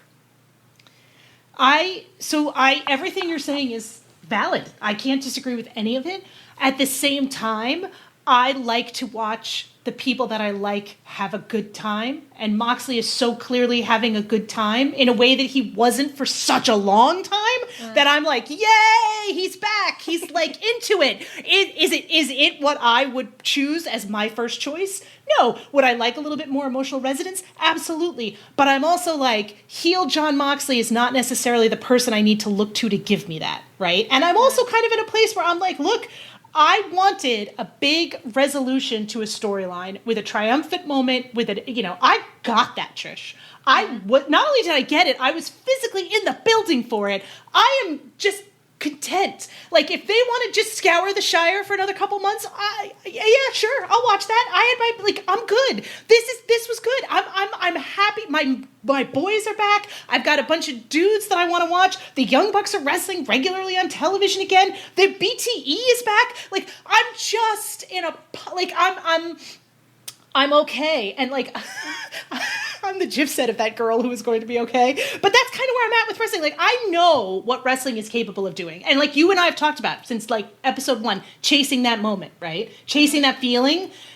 I know that feeling and how rare that feeling is. And I am not expecting to get that feeling from Mox and Darby in a coffin match on a pay-per-view at 3 o'clock in the afternoon on a Saturday. Like it's not going to happen. I know it's not going to happen. So I'm not disappointed because I knew it wasn't there, right? I'm more disappointed with stuff like Eddie Kingston because I feel like I could be getting a little bit more out of that, right? Like the problem is I can see why this stuff is carrying on. There's nothing else there. Right? That's probably the thing. Is it probably feels more to me because there isn't anything with depth. You don't think that Edge and Christian are giving you the depth that being a bitch. No, I get it. There's not a lot of depth right now, but I'm also kind of like patiently waiting for depth. Like I know depth will eventually come, and until it does, I'm fine because I'm watching Hangman wrestle every week, and he looks amazing. He looks amazing. And he's the world champion, Trish, and he looks amazing. And my boy Orange Cassidy is back, and he spent all of his some people eat their feelings, and other people do ab workouts. And Orange Cassidy has been doing ab workouts about his feelings of not being in the ring. And Eddie Kingston is around, and yes, he's saddled with Hook, but eventually they'll realize that isn't working, and they'll move to something else. And we're like every day is one day closer to Swerve returning. And when Swerve comes back, shit's gonna hit the fan. And even Kenny Omega has finished playing video games and has decided to grace us with his presence in the ring this week, right? The Young Bucks are going to be on TV. Like, I guess, everything you're saying is valid. Your feelings are valid. I respect your feelings, but I'm emotionally... They get fucked. No, I'm just in a different place, and I want you to be in the place that I'm at, which is like, hey, like, I got, like, the greatest gift I could have ever gotten in July, and it's still only September, God help us, even though September's been going on for a year and a half. So I'm okay, like, I'm not going to get annoyed again, probably, well, until the next time fucking Copeland opens up a pay-per-view, but beyond that, I'm not going to get annoyed again until, like, World's End. Like, when World's End sucks, then I'll be like, all right, guys, get your shit together. When MJF comes back and is completely the same character, then I'll get annoyed. But until then, I'm feeling very not beneficial, beatific. I don't know what the word is that I'm looking for. Bountiness. But you're not wrong. You're not wrong. There's not a lot of depth there. There's not a lot of deep stuff. We have random pairings like the Ops and Hangman doing trios matches. We have weird shit. We have the Death Riders never ending. But like, at some point, they're gonna have to do something. And I feel like, it's not now, and I get why it's not now. Fair enough. All right. I'm not arguing. If when I'm bitching in like 3 months, you'll be like, you said everything was fine and you weren't going to complain until World's End. You're allowed to write this down in a notebook. I'm going to stick it on my fridge. Yeah. But let's get through the last couple before we discuss the business of this show. So the tag team title ladder match. Brodito successfully defended against the Bucks, Jet Speed, and Josh Alexander. And we just call it. Is it just Paw Patrol now? It's just the Paw Patrol. I'm so sorry. It's all I can think about whenever I see these guys now. Jet Speed is the Paw Patrol. And the Don Callis family. Yeah. And the Don Callis family. Yeah. Yeah. I thought this was good. I don't know that this was at the level of a bunch of other ladder matches I've seen, which is, you always feel bad saying that because people have been in these ladder matches and they're in pain and you're like, hey, it was fine. Like, I did think that this is where Danielson's commentary started going off the rails a little bit. Like, dude, you have to stop pointing out that they're not going for the tag belts. It doesn't, JR, it doesn't help. Like, that was kind of one of those things where I was like, yeah, they're not going for the tag belts. And then I was like, shut up, Brian. Like... Stop telling us that. We don't need to know. Don't break the fourth wall, asshole. You're doing Taz's external monologue. Taz's external. Shut up, Brian. Well, Taz was mad about some other things, which we'll talk about in a minute. I thought this was good. I didn't think this was one of the best ladder matches in AEW. I didn't think it stole the show. I thought it was nice. I thought the second that everybody disappeared to the back and the Bucks stayed in the ring, you kind of knew it was coming, which I was excited for. And I feel like that was pretty much, that's one of those situations where the end angle was worth the whole match to me because I like Jack Perry and I'm excited to see him back in AEW and I freaking love Luchasaurus and I thought that was fantastic that the crowd was happy and like that's the kind of shit you want to do. With people who bit you, you're leaning back into the thing we always beg them to do, which is do their own history and not the history of other fucking companies, Beth. So like, they did that. So I'm thrilled with that. Like, yay, thank you. Yes, Jurassic Express is awesome. I'm excited they're back. Do you know, there's two bits to this for me. So the first bit is, it's funny that WWE went about having giant surprises and moments, and I think AEW tried to deliver more moments than they did. Yes! Successfully, I think. Yeah. The other one is, you know, we were talking about earlier around the Copeland Knight Cena tributes and people kind of being a different crowd. And it's almost like they rediscover themselves when something comes back from AEW. Yeah. And that's what that felt like. You see the whole crowd doing Tarzan Boy and stuff. And it kind of like, that's how it should be. You know, like it should. Jack Perry, the scapegoat thing, I get why they did what they did. Yep. But that wasn't the way. And it didn't feel like the way, and it didn't feel like it was healing it. In fact, it just felt like it was making things worse. Yeah. And, you know, especially with his size, and we spoke about this last year, about him not being able to wrestle to his size as a heel. You know, he was trying to work similar to Page, and he couldn't do it because he's not that guy. So he's that, you know, his style is undercard babyface. And that's what it is. So go back to it. You know, if you're going to play with it, I don't know, we'll see what they do with it this week. In a way, I kind of like that they did that there, and then they're now promoting the next appearance next week. Yes. Rather than trying to shove it on the show with everything else, like promoted after half an hour before the show. Yes. So, yeah, that's kind of a better way of doing that, so we'll see what they did with that. But it was a nice moment, and they built it up well. Obviously, you know, all the way playing back to that video that they used for the original Kill Switch return back in Glasgow as well. So that was a nice little bit of people having to figuring that out and stuff, and all that sort of thing that people used to do at the very start of AEW. So yeah, that was pretty cool. And then then we're on to the main event, which was Adam Page and Carl Fletcher. It was great. I loved this match. I'm not going to say that I didn't love this match, because I loved this match. I feel like there's a but come in here. No, I have not. Okay. I have nothing. It was a great match. I loved the match. I thought it was awesome. I thought Fletcher did a great job. I thought Hangman did a great job. I thought the lack of interference was necessary after Forbidden Door, because there was so much fucking interference in that title match. It was an enjoyable match. It was a good end to the pay-per-view. I was like, you know, even though it's funny how there are wrestlers that you're like, oh, I know this person's not winning. To me, this is part of what Orange Cassidy is absolutely the best at. I don't think there's anybody better than Orange Cassidy at convincing you that he's about to win a match that he is absolutely not winning. You know he's not winning, and yet you're still like, oh my God, he's winning. And I feel like they were successful in this a couple times where I was like, oh my God. And then I'm like, oh no, obviously Kyle Fletcher isn't winning, like duh. But I thought, like, I bid it a couple times. I just thought this was great. I thought it was really well wrestled. I liked that there wasn't any run-ins. I liked the follow-up with Fletcher Wednesday. Saying that he, had a shitty day the next day, and I don't know. I thought it was great. I thought it was better than the Forbidden Door match with MJF. I thought MJF, I liked that match, and I liked that match way more than a lot of other people did. But I thought there was just a little bit too much bullshit, right? If they had taken like 25% of the bullshit away, it would have been a much better match. For me, this without the bullshit was like a breath of fresh air in some ways, and I think a necessary one for me anyway. Yeah, so I'll come back to that. The thing about this was, and I've heard other people describe this, but it's a New Japan, late 20s, 10s main event. Yes. Structure, the way that they use different elements, the way it builds, and they had to build pretty hard because not only was it the end of a long show after lots of kind of other style, like, hardcore stuff and whatever, they blinded half the fucking audience for yes, that was a big part of that too. Was we heard from people there who were having a very difficult time seeing because of the way that the lights were set up, that was a big problem with people getting into the match at the beginning, and that, people did start to get into it after the light was fixed, but that was a real problem there.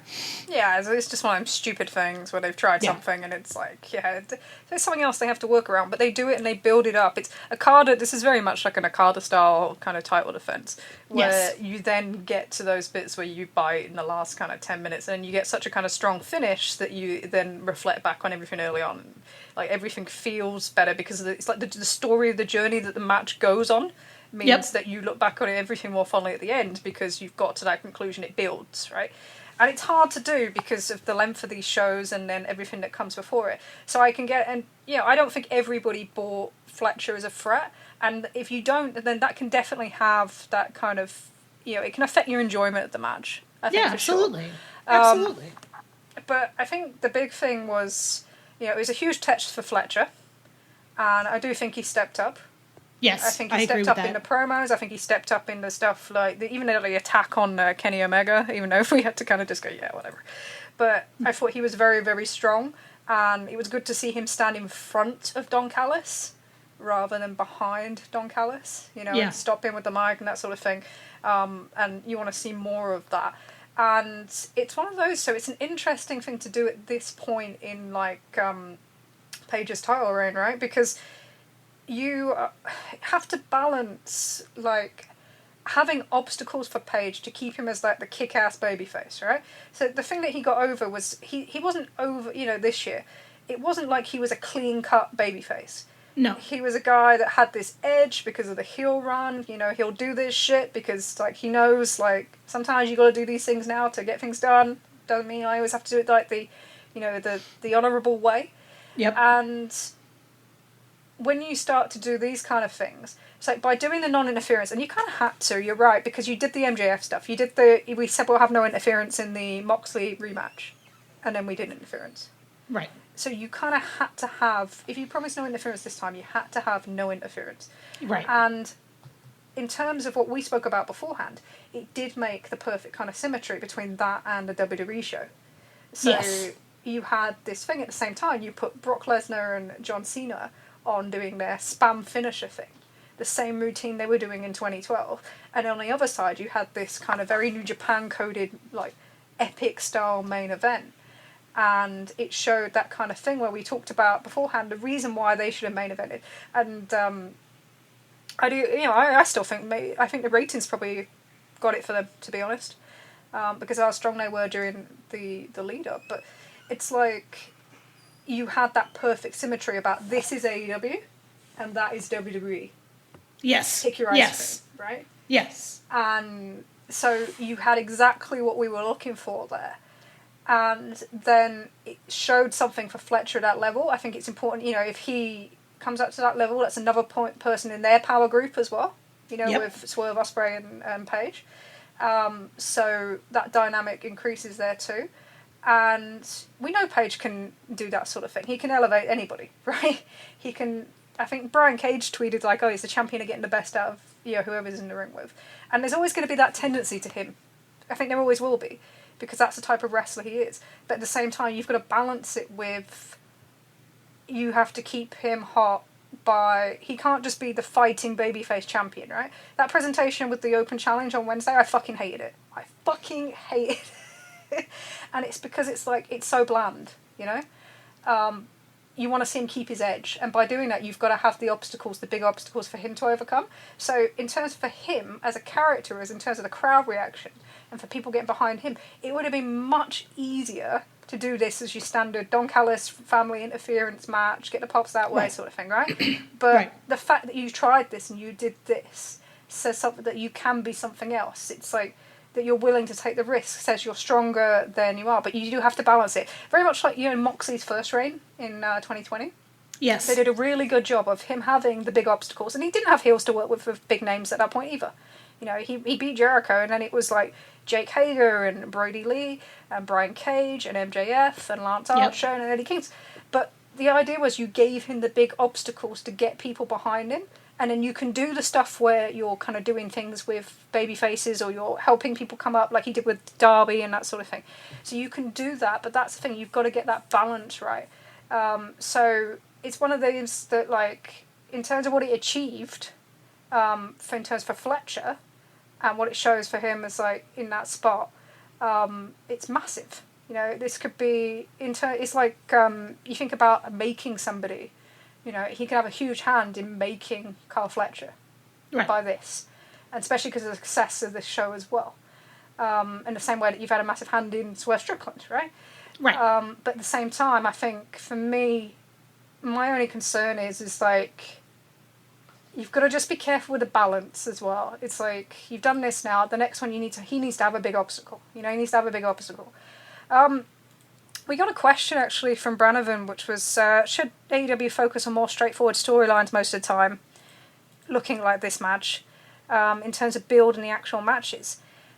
And I think my answer to that would be, it's a mix, right? So you want straightforward storylines in some cycles, but you need something more in others, because you need that emotional connection. It has to be there. Right? That's what drives money. That's what drives people to go out and buy tickets and do these sort of things. You can have 100 great matches in a ring, sort of thing, but you've got to have something more to get to that next level, because everybody has that. Right. What makes you, what differentiates, what makes you want to go out and pay that extra money or do that extra thing or buy that pay-per-view sometimes. So I think it's a mixture, but for him as particularly, it's like there's got to be the obstacles as well as lifting people up, and you've just got to be careful that you don't lose that edge, because that character has that edge is what makes that character work so well this year. That's the final thing. I'm not interested in playing 92 Bret Hart. Don't care.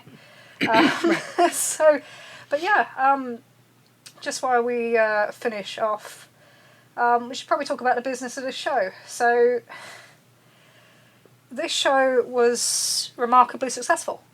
Yep. And everybody said it wouldn't be. So WWE Cattle programmed it, it got moved times, the afternoon time. So the afternoon time's kind of interesting, because it's one of those that you can't say if it'd work all the time, because you look at Forbidden Door, they did less US buys than traditional, right? So less than Double or Nothing, less than other shows that are a comparable number. But they made up for it in Europe, but they're so big on wanting conversion to HBO Max through purchase through there, that you would have to manage that. And we've seen it when WWE go to Europe, the kind of watch rates are less for those PLEs than they are for the US. And that's the time difference as well. So you'd have to manage that. I don't think it's like you could say that definitively they're going to be better off in the afternoon. It's better for us, in Europe. It's far better. And there's no question that they have a big market here at the moment.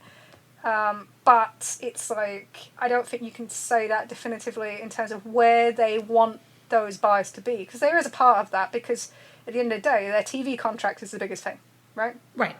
Well, I think it's going to be one of these situations where it needs to be show dependent, right? Like, obviously, I think if you have a West Coast show, you're not starting it at 3:00. You're not starting it at noon, Pacific time, right? So I think that it's nice that they have this as an option, and that this was successful for them, and they've given themselves some choices here. But I don't think this needs to be like the permanent decision of how we're going to do everything moving forward. I think that would be a mistake.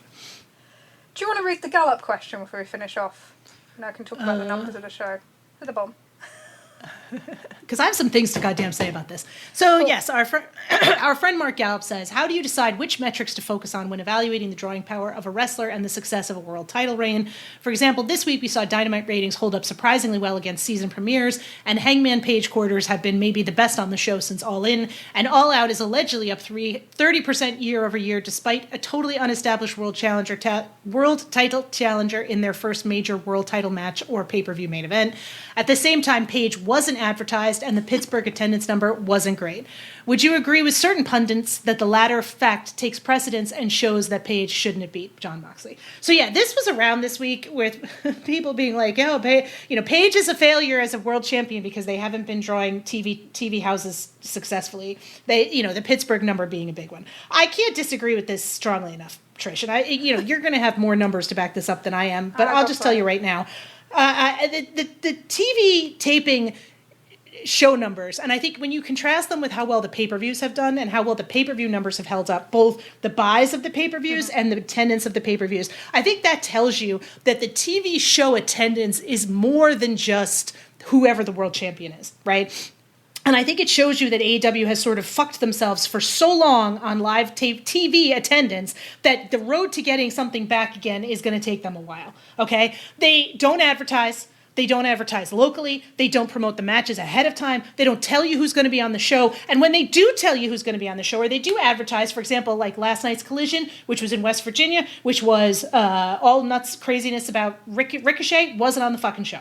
Yeah, right? he's the main guy on the poster. Yeah. Right. We've seen this happen time and time and time and time again. So I have come to the recent belief that there are a lot of people who are AEW TV watchers who watch AEW regularly, but wouldn't consider going to a show because of the variety of different factors that have been brought up here. And I think that's been a bigger issue. I don't see how you can look at the fact that All In, Forbidden Door, Double or Nothing, these shows are up year over year in buys, and say Paige is a failure of a champion, right? It just makes absolutely no sense to me that you'd discard all the other numbers and look at these numbers only and say this is why he's not doing a good job. We should have been better off with Jon Moxley. Do you think people would be fucking watching if Moxley had won again and we were on month whatever of the Death Riders beating the shit out of whatever babyface? Because I sure as shit don't. Especially when you look at the injury, you lost Swerve and Ospreay. You lost 2 of the 3 top guys in your promotion.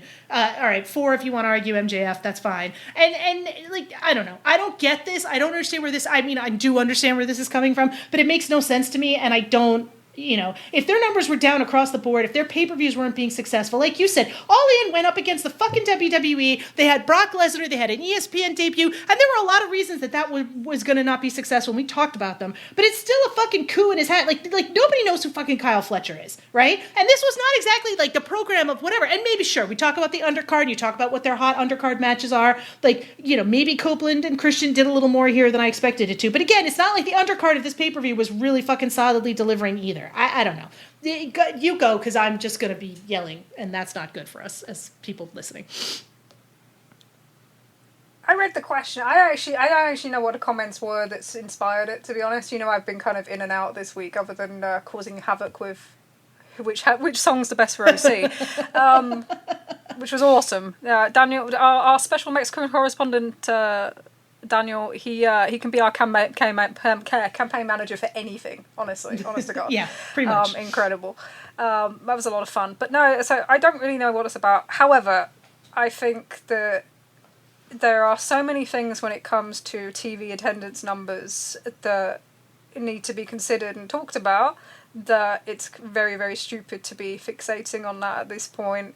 In terms of, we changed the world champion, it's going to change everything. When right. The same pattern has been in place for AEW since 2021. Didn't right. matter that it was CM Punk, didn't matter if it was Kenny Omega, didn't matter if it was John Moxley, Bryan Danielson, take your fucking pick. None of this has ever changed, right? So, here's the things that have changed. You've added Collision. You've watered down the product in terms of your live offering. You've split your talent. No one knows who's going to be fucking where. It's ironic that we're talking about a Pittsburgh number where Moxley was advertised and Paige wasn't, and the same with Cleveland, and that's what we're basing this off. Okay, that's quite amusing. But what happens is, every single time they go back to a market in general, unless it's a branded show, it goes down. Yep. And a lot of it is to do with the live experience and everything that we've talked about, but also the fact that they have changed so many ways that they do things now. So, if you look at London, Ontario last week, right? They did 3,000... Where's my numbers? Of course I've got the numbers. I'm silly. Of course I do. Somewhere. Timbuktu, maybe. My dad used to say it good. Yeah, I don't have paper shuffling. I just press keys. Shuffles. There we go. Yeah, there we go. No, so they did 3,685, right? And last time they were there, they did 4,281. Last time they were there, they did much cheaper ticketing. But the only real difference between this and that is they changed the capacity because they moved the stage forward. So they cut off the two side parts of the stage. They didn't sell them, and they will not open the upper tier to sell like an extra 500-600 tickets because of the cost of opening that is worth more than the value of the tickets. This is a much more cost-effective operation now than it ever was. You look at 2023, right? So say something like Washington, D.C. does 5,000, up from 3,000 previously in the entertainment centre because it's gone into the arena. Yeah? Yep. They comp 2,000 and they sell half them tickets at $15 and $15 in the last few weeks. Yeah? It was not making them money. It was great looking at these numbers on paper, and you look at some of those 2023 numbers and go, oh, that looks good, or that looks good, or that doesn't look as bad. but they weren't real. No, they were not real. And that's not to say you shouldn't comp, or sometimes you have to use comps to kind of get out of jail, like they're doing in Lakeland, which was just a badly designed thing from the start next week. But they are not comping anywhere close to the level of previous years. And you can actually see it in what they're saying. So Tony Khan at the press conference last week says this is the most amount of tickets we've ever sold in Canada. Right. Right? So last time they announced 14,900 for All Out. This time for Forbidden Door. This time they're saying All Out, he says he did over 13k, right? So they're saying they had a higher paid number even though the attendance was greater last time. Norfolk, Virginia. Yeah, one of only 2 shows this year that are non-branded that have gone up. And there's only 5 to talk of anyway. That one, highest kind of paid attendance. Still less than their highest attendance in 2021. So they have changed that. They are not selling tickets at the cheap price anymore.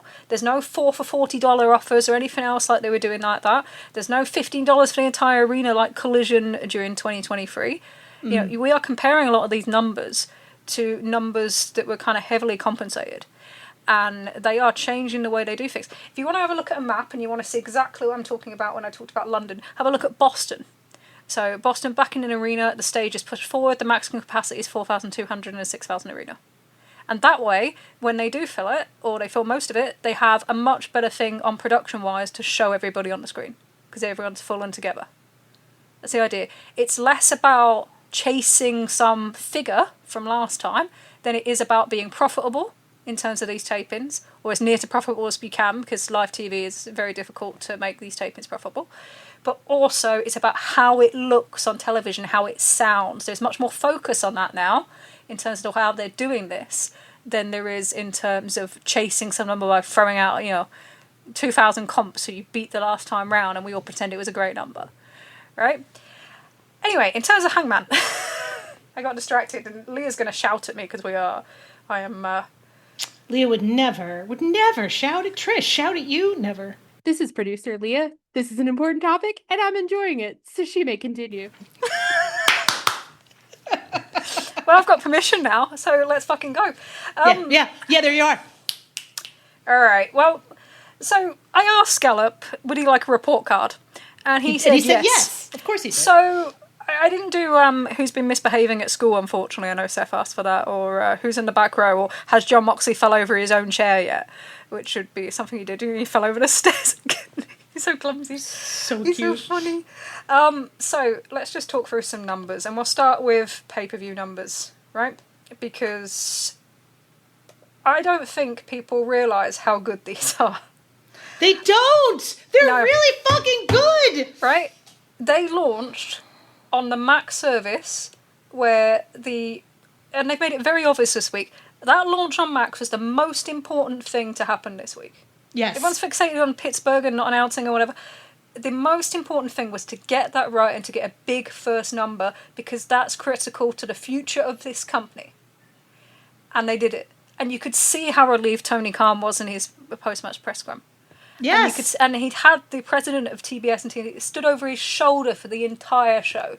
That's how much this show meant. This was absolutely everything. And you go on top with a guy facing, a first-time main eventer, only the second main event in AEW history not to feature a former New Japan World Champion or WWE World Champion. And I count Adam Cole as a WWE World Champion. Funny enough, both of them have included Hangman on the other side, so that's kind of funny too. That's a lot of pressure. And what do you deliver that pressure? You go out there and you do 135 to 140k. Huge, right? Huge! So if we take a median out of that, 137, right? And we compare it to last year. And you know what? If you want to compare it to All Out, you can compare it to All Out. If you want to compare it to WrestleDream, if you don't think you can compare it to All Out because it's too close to All In, it doesn't matter. It's the same fucking number. So that makes life easier. 103k last year, 137 this year. That's 33%. Yeah. Do you know what the biggest? Do you know when the last time they increased their pay-per-view on the previous year by 33%? I do, Trish, but you're going to tell the audience. Oh, okay. It was Full Gear 2021. So the last time they had a pay-per-view do that much increase on the year previous was Full Gear 2021. Okay. And then we have Forbidden Door. So Dave's estimate was 122 to 130. So last year 120. So take your median again, 5% up. And then All In. Last year 158,000. Also an afternoon pay-per-view for when you think about afternoon as well.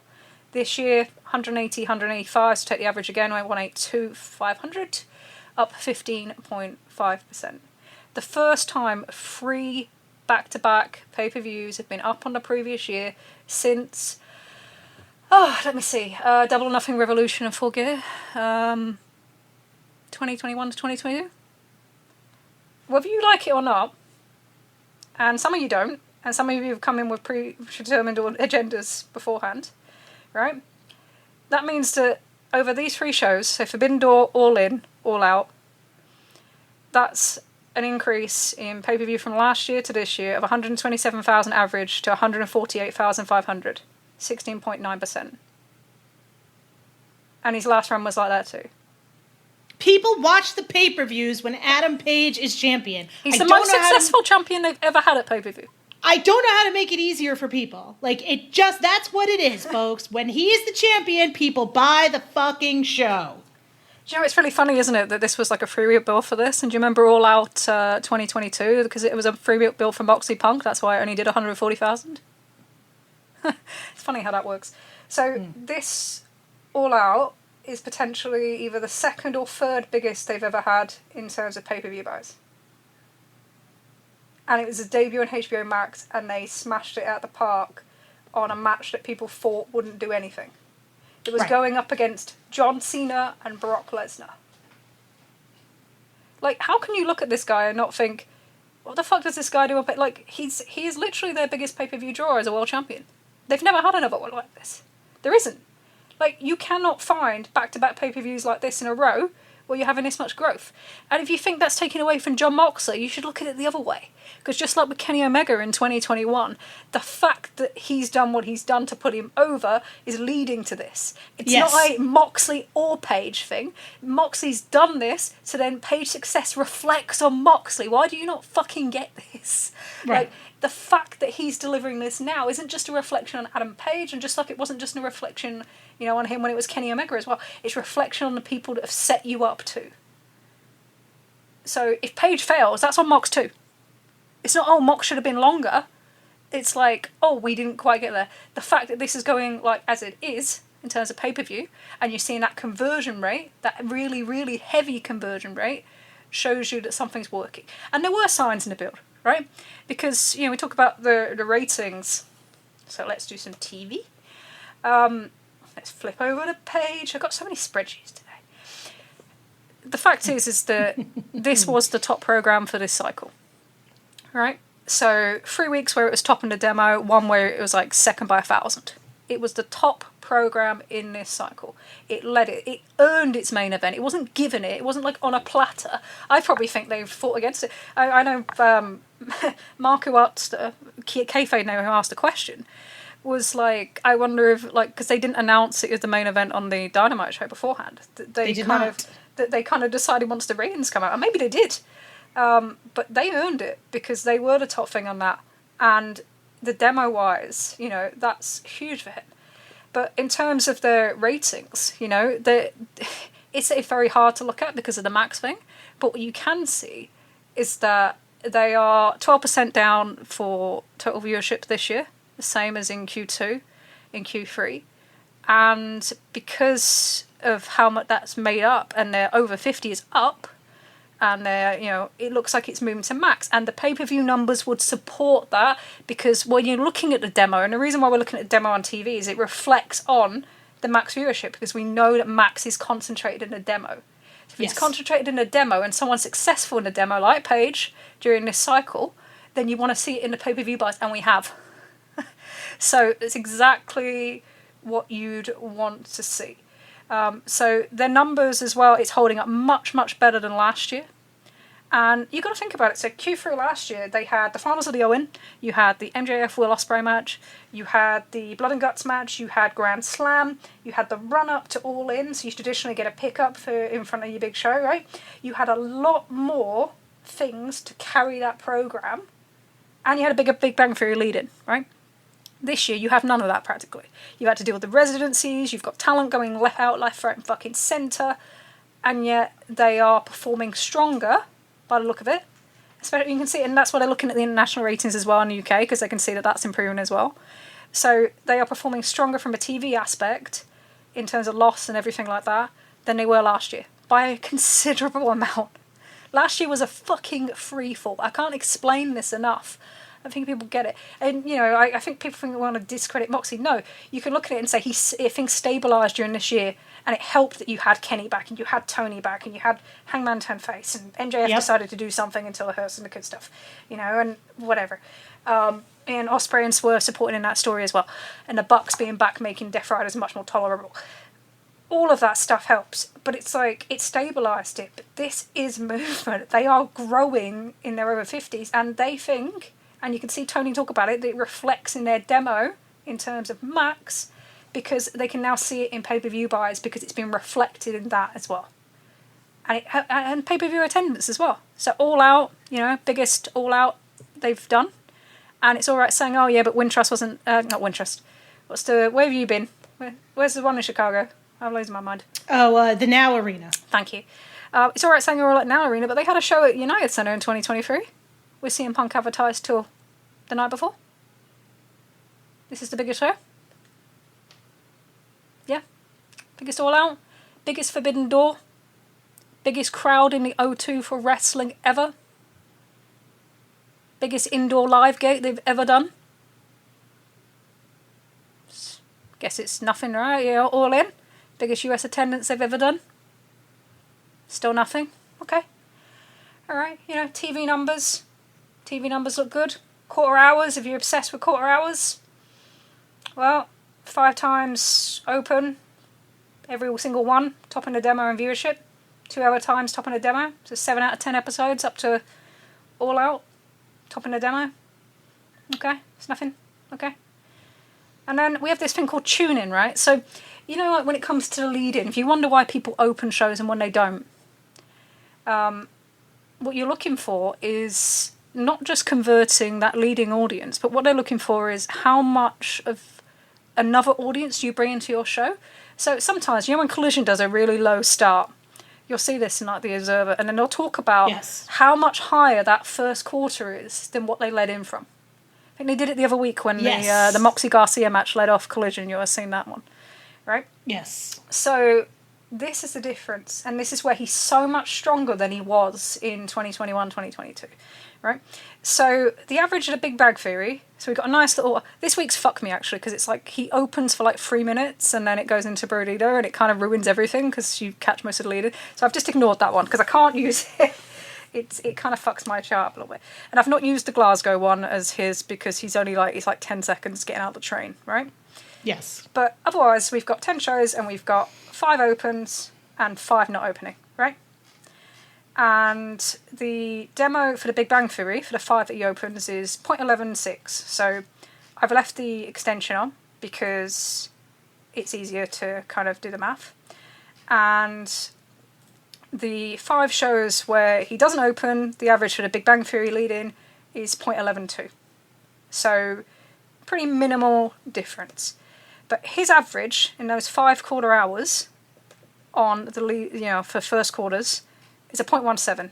So the increase from the Big Bang Theory demo to the first quarter in Dynamite for the 5 quarters that Adam Page has opened so far in his reign has been 46.5% up. The average for the 5 quarters that everyone else has been 0.142. So an increase of 26.8%. It's an 18% increase. 18% more people watch those opening quarters compared to the Big Bang Theory than when anyone else has. That's why he opens the fucking show. That's why they do the 3 minutes to lead him in this week. Right. Like, he's carrying that bit there, and that's important because they get such a big thing off that lead-in. But it's the how much you generate off that as well that's important with that too. So, TV-wise, there's nothing to look at, you know. If you top of the show 7 out of 10 times in 10 weeks, considering that you've only kind of opened up half of them, I don't think there's anything to talk about there, and they're very much looking at what's happening with the over 50 number, what's happening generally, the fact that they're holding up against some big competition, even though they're not running a Grand Slam against the season premieres like they normally would to try and deal with the impact. That number this week was like shockingly good. And OC plays a big part in that, and it's never a one-man band, but in terms of his individual TV numbers, what are we talking about? And then tickets. So let's look at. Go on. Sorry. No. I was going to say thank you for throwing my boy a bone. Yeah, no, they absolutely did. You look at the cause, it worked. They did a good job with that in terms of teasing it enough to get a TV audience. So I kind of wanted to see if that was or not. But in terms of ticketing, so shows it was actually advertised for. So they've been kind of careful where they advertise in, which is kind of interesting too. So it was pre-advertised for all 3 Chicago shows yet. They were all sold out. Look, it's a residency, but the last one had the biggest, on the day resale price they've ever had. They've never had demand for that for any show like that. So yeah, it's 1,144, but there's that. Then goes to Roanoke. Did I say it properly this time? Yes. Oh, good. Okay, cool. So that did 3,251. Comps very little, 196 on Vertex. Collision average for this year. At that point, it's actually less now because of the residencies. 2,210, so 47% up on the average. Highest collision number in the US since the first week of January 2024. Highest collision number in North America since 11th of the 5th. 11th of May 2024 in Vancouver. Yeah. Not bad, I guess. Cincinnati was down 9.7% from the branded show. It was just advertised for a promo, never on any of the material.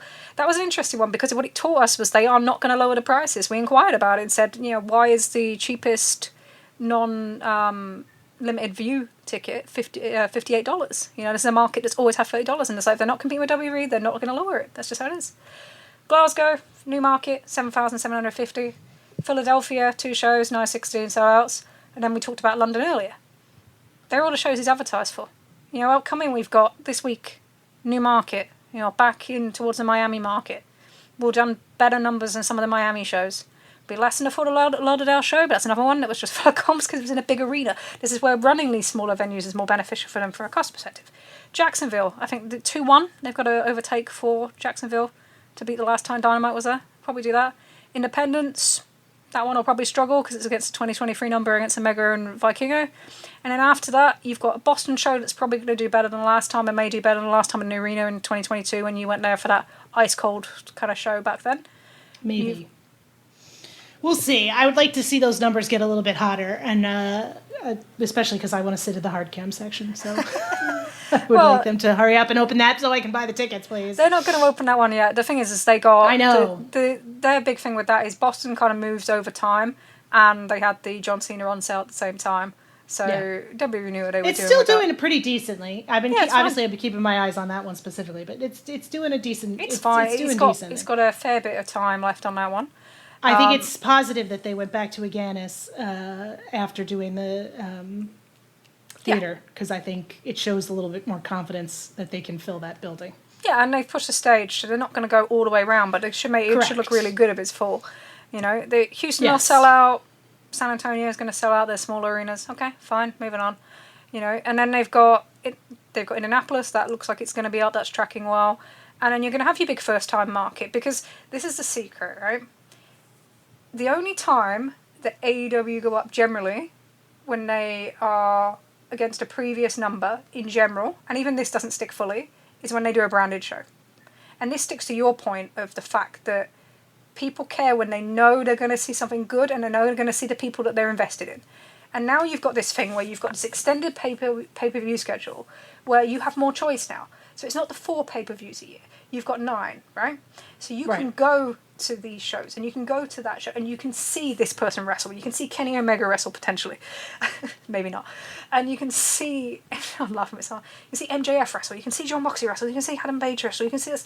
It's the opposite of TV. So when they do a branded show, you know you're going to get something good and something big, and it's not just going to be whoever and then this phase out into Ring of Honor or Collision or all these other things that you maybe aren't so interested in. And especially when you're taking kids, because as much as it's about being affordable, and it's not quite as affordable as it was, but about being affordable is, if your kid wants to see Orange Cassidy, right?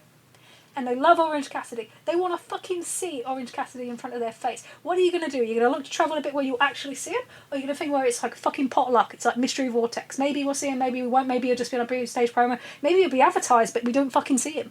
It's the same shit, same problems. So when they have a branded show, they have more chance of going up. That's why Boston went up with Blood and Guts when it was in the big arena. It's why Nashville went up with Blood and Guts. It's why the Toronto, Ontario show in California this year for the how many 100th episode, that one went up. It's like those are the shows that go up because those are the ones where people have an expectation of what they're going to get, and they're going to get a strong card. And when it doesn't have that, they go down. And that has been in place, and it's happened like that since 2021. It doesn't matter who the fuck was in this company, this is what's been happening. And when you look at the average numbers and you look at all these things, just like you look at this winter, right? This winter is going to be, the average is going to be carried by the Manchester number. Yeah? Yes. So they are at 7-7? 7-7 or 7? It's going down. Got too many things on the go now. But we'll come back to that one. But they are going to be carried by that Manchester number in their average. So you can look at an average and you can decide, even though we know that this is like the weakest period of the year, and you know the second period of the year, the summer, like the early summer is their strongest period for selling tickets. Like you can look at it and go, oh, that number's fine, or that average is good because look at that. But it doesn't tell you the story because all their kind of big numbers have been heavily buoyed by the way they sell tickets, and the fact that they're trying to be more cost effective now is going to challenge that. But also that it was new numbers, you're looking at new markets, and their biggest problem, and you can look at all the different reasons that we've said about, you can look at all these different things as to why, is they do not, in 90% of cases, sell more tickets when they go back to a market. The first time is the biggest number they do. Why is that? That's the question. Not who the fucking world champion is, because if the world champion was all responsible for everything, your pay-per-views would be down, your pay-per-view attendance would be down like it was in 2019 with WWE, or like when they were struggling in 2023 and they couldn't sell tickets for Double or Nothing or Revolution, and yes, there was pricing issues, but they were struggling to get people through the doors for those shows. Yeah, we just talked about All Out in Chicago as well. Wrestle Dream was a disaster. Like, that's the sort of thing where when all that stuff starts happening, that's when everything's in a line, right? That's when you've got a decline. But we haven't got an equal decline. We've got a pay-per-view business that's getting stronger in terms of attendance as well, and we've got a TV business that's getting weaker, and it's why. And, you know, the thing is like, it's not even like this is something that is just them. And, you know, we talked about they extended their Collision calendar and their pay-per-view calendar, so you're actually selling more tickets in the US than you were in previous years because you had this condensed thing. So they've gone from, it's really weird actually, they've kind of swapped models with WWE in some ways, if you think about it. So WWE eradicated the house shows, eradicated kind of some of their PLEs, so you have this more concentration of people to travel to shows, and they've kind of gone the opposite. Probably more than they could deal with when they opened up Collision, and that's why they were doing, you know, 2,000 against Aaron, the whole arena and shit. But it's affected their long-term value. But it's not just wrestling that has this problem. This is a problem that's happening everywhere, where they're trying to figure out what is going on. Because, like, we talk about it in women's football all the time. You've got big matches doing the biggest attendances they've ever done, right? You know, in women last week, Arsenal match. Biggest attendance at that ground ever, right? The week before, first game of the season, no one fucking there. You know, one of the weakest, like, first games they've ever done. So the big things, these destination things, are becoming bigger and bigger, and that regular thing are struggling. That is something that's not just wrestling, that's something else. So people go for the offering where they're guaranteed the experience they want. Alright. Yeah, we should probably never start me with numbers. Especially when they're being ignored. Anyway, cheers Mark. Thanks for that. I think that's enough for one day. Thank you to producer Leah for also looking after us, but also giving us the time, because I've abused it quite thoroughly here. And thank you everyone for listening. This has been the Trish and Sarah Wrestling Podcast. You can find us on X at Trish and Sarah. You can find us on Blue Sky under our own acronyms. You can email us at trishandsarahpod@gmail.com. You can support us through merch at www.chopped-tees.com/Trish and Sarah, and you can find us on our Discord where you can see the remnants of our incredible OC debate over the week. It was quite a good time. It was Enjoyed awesome. that very much. Yes.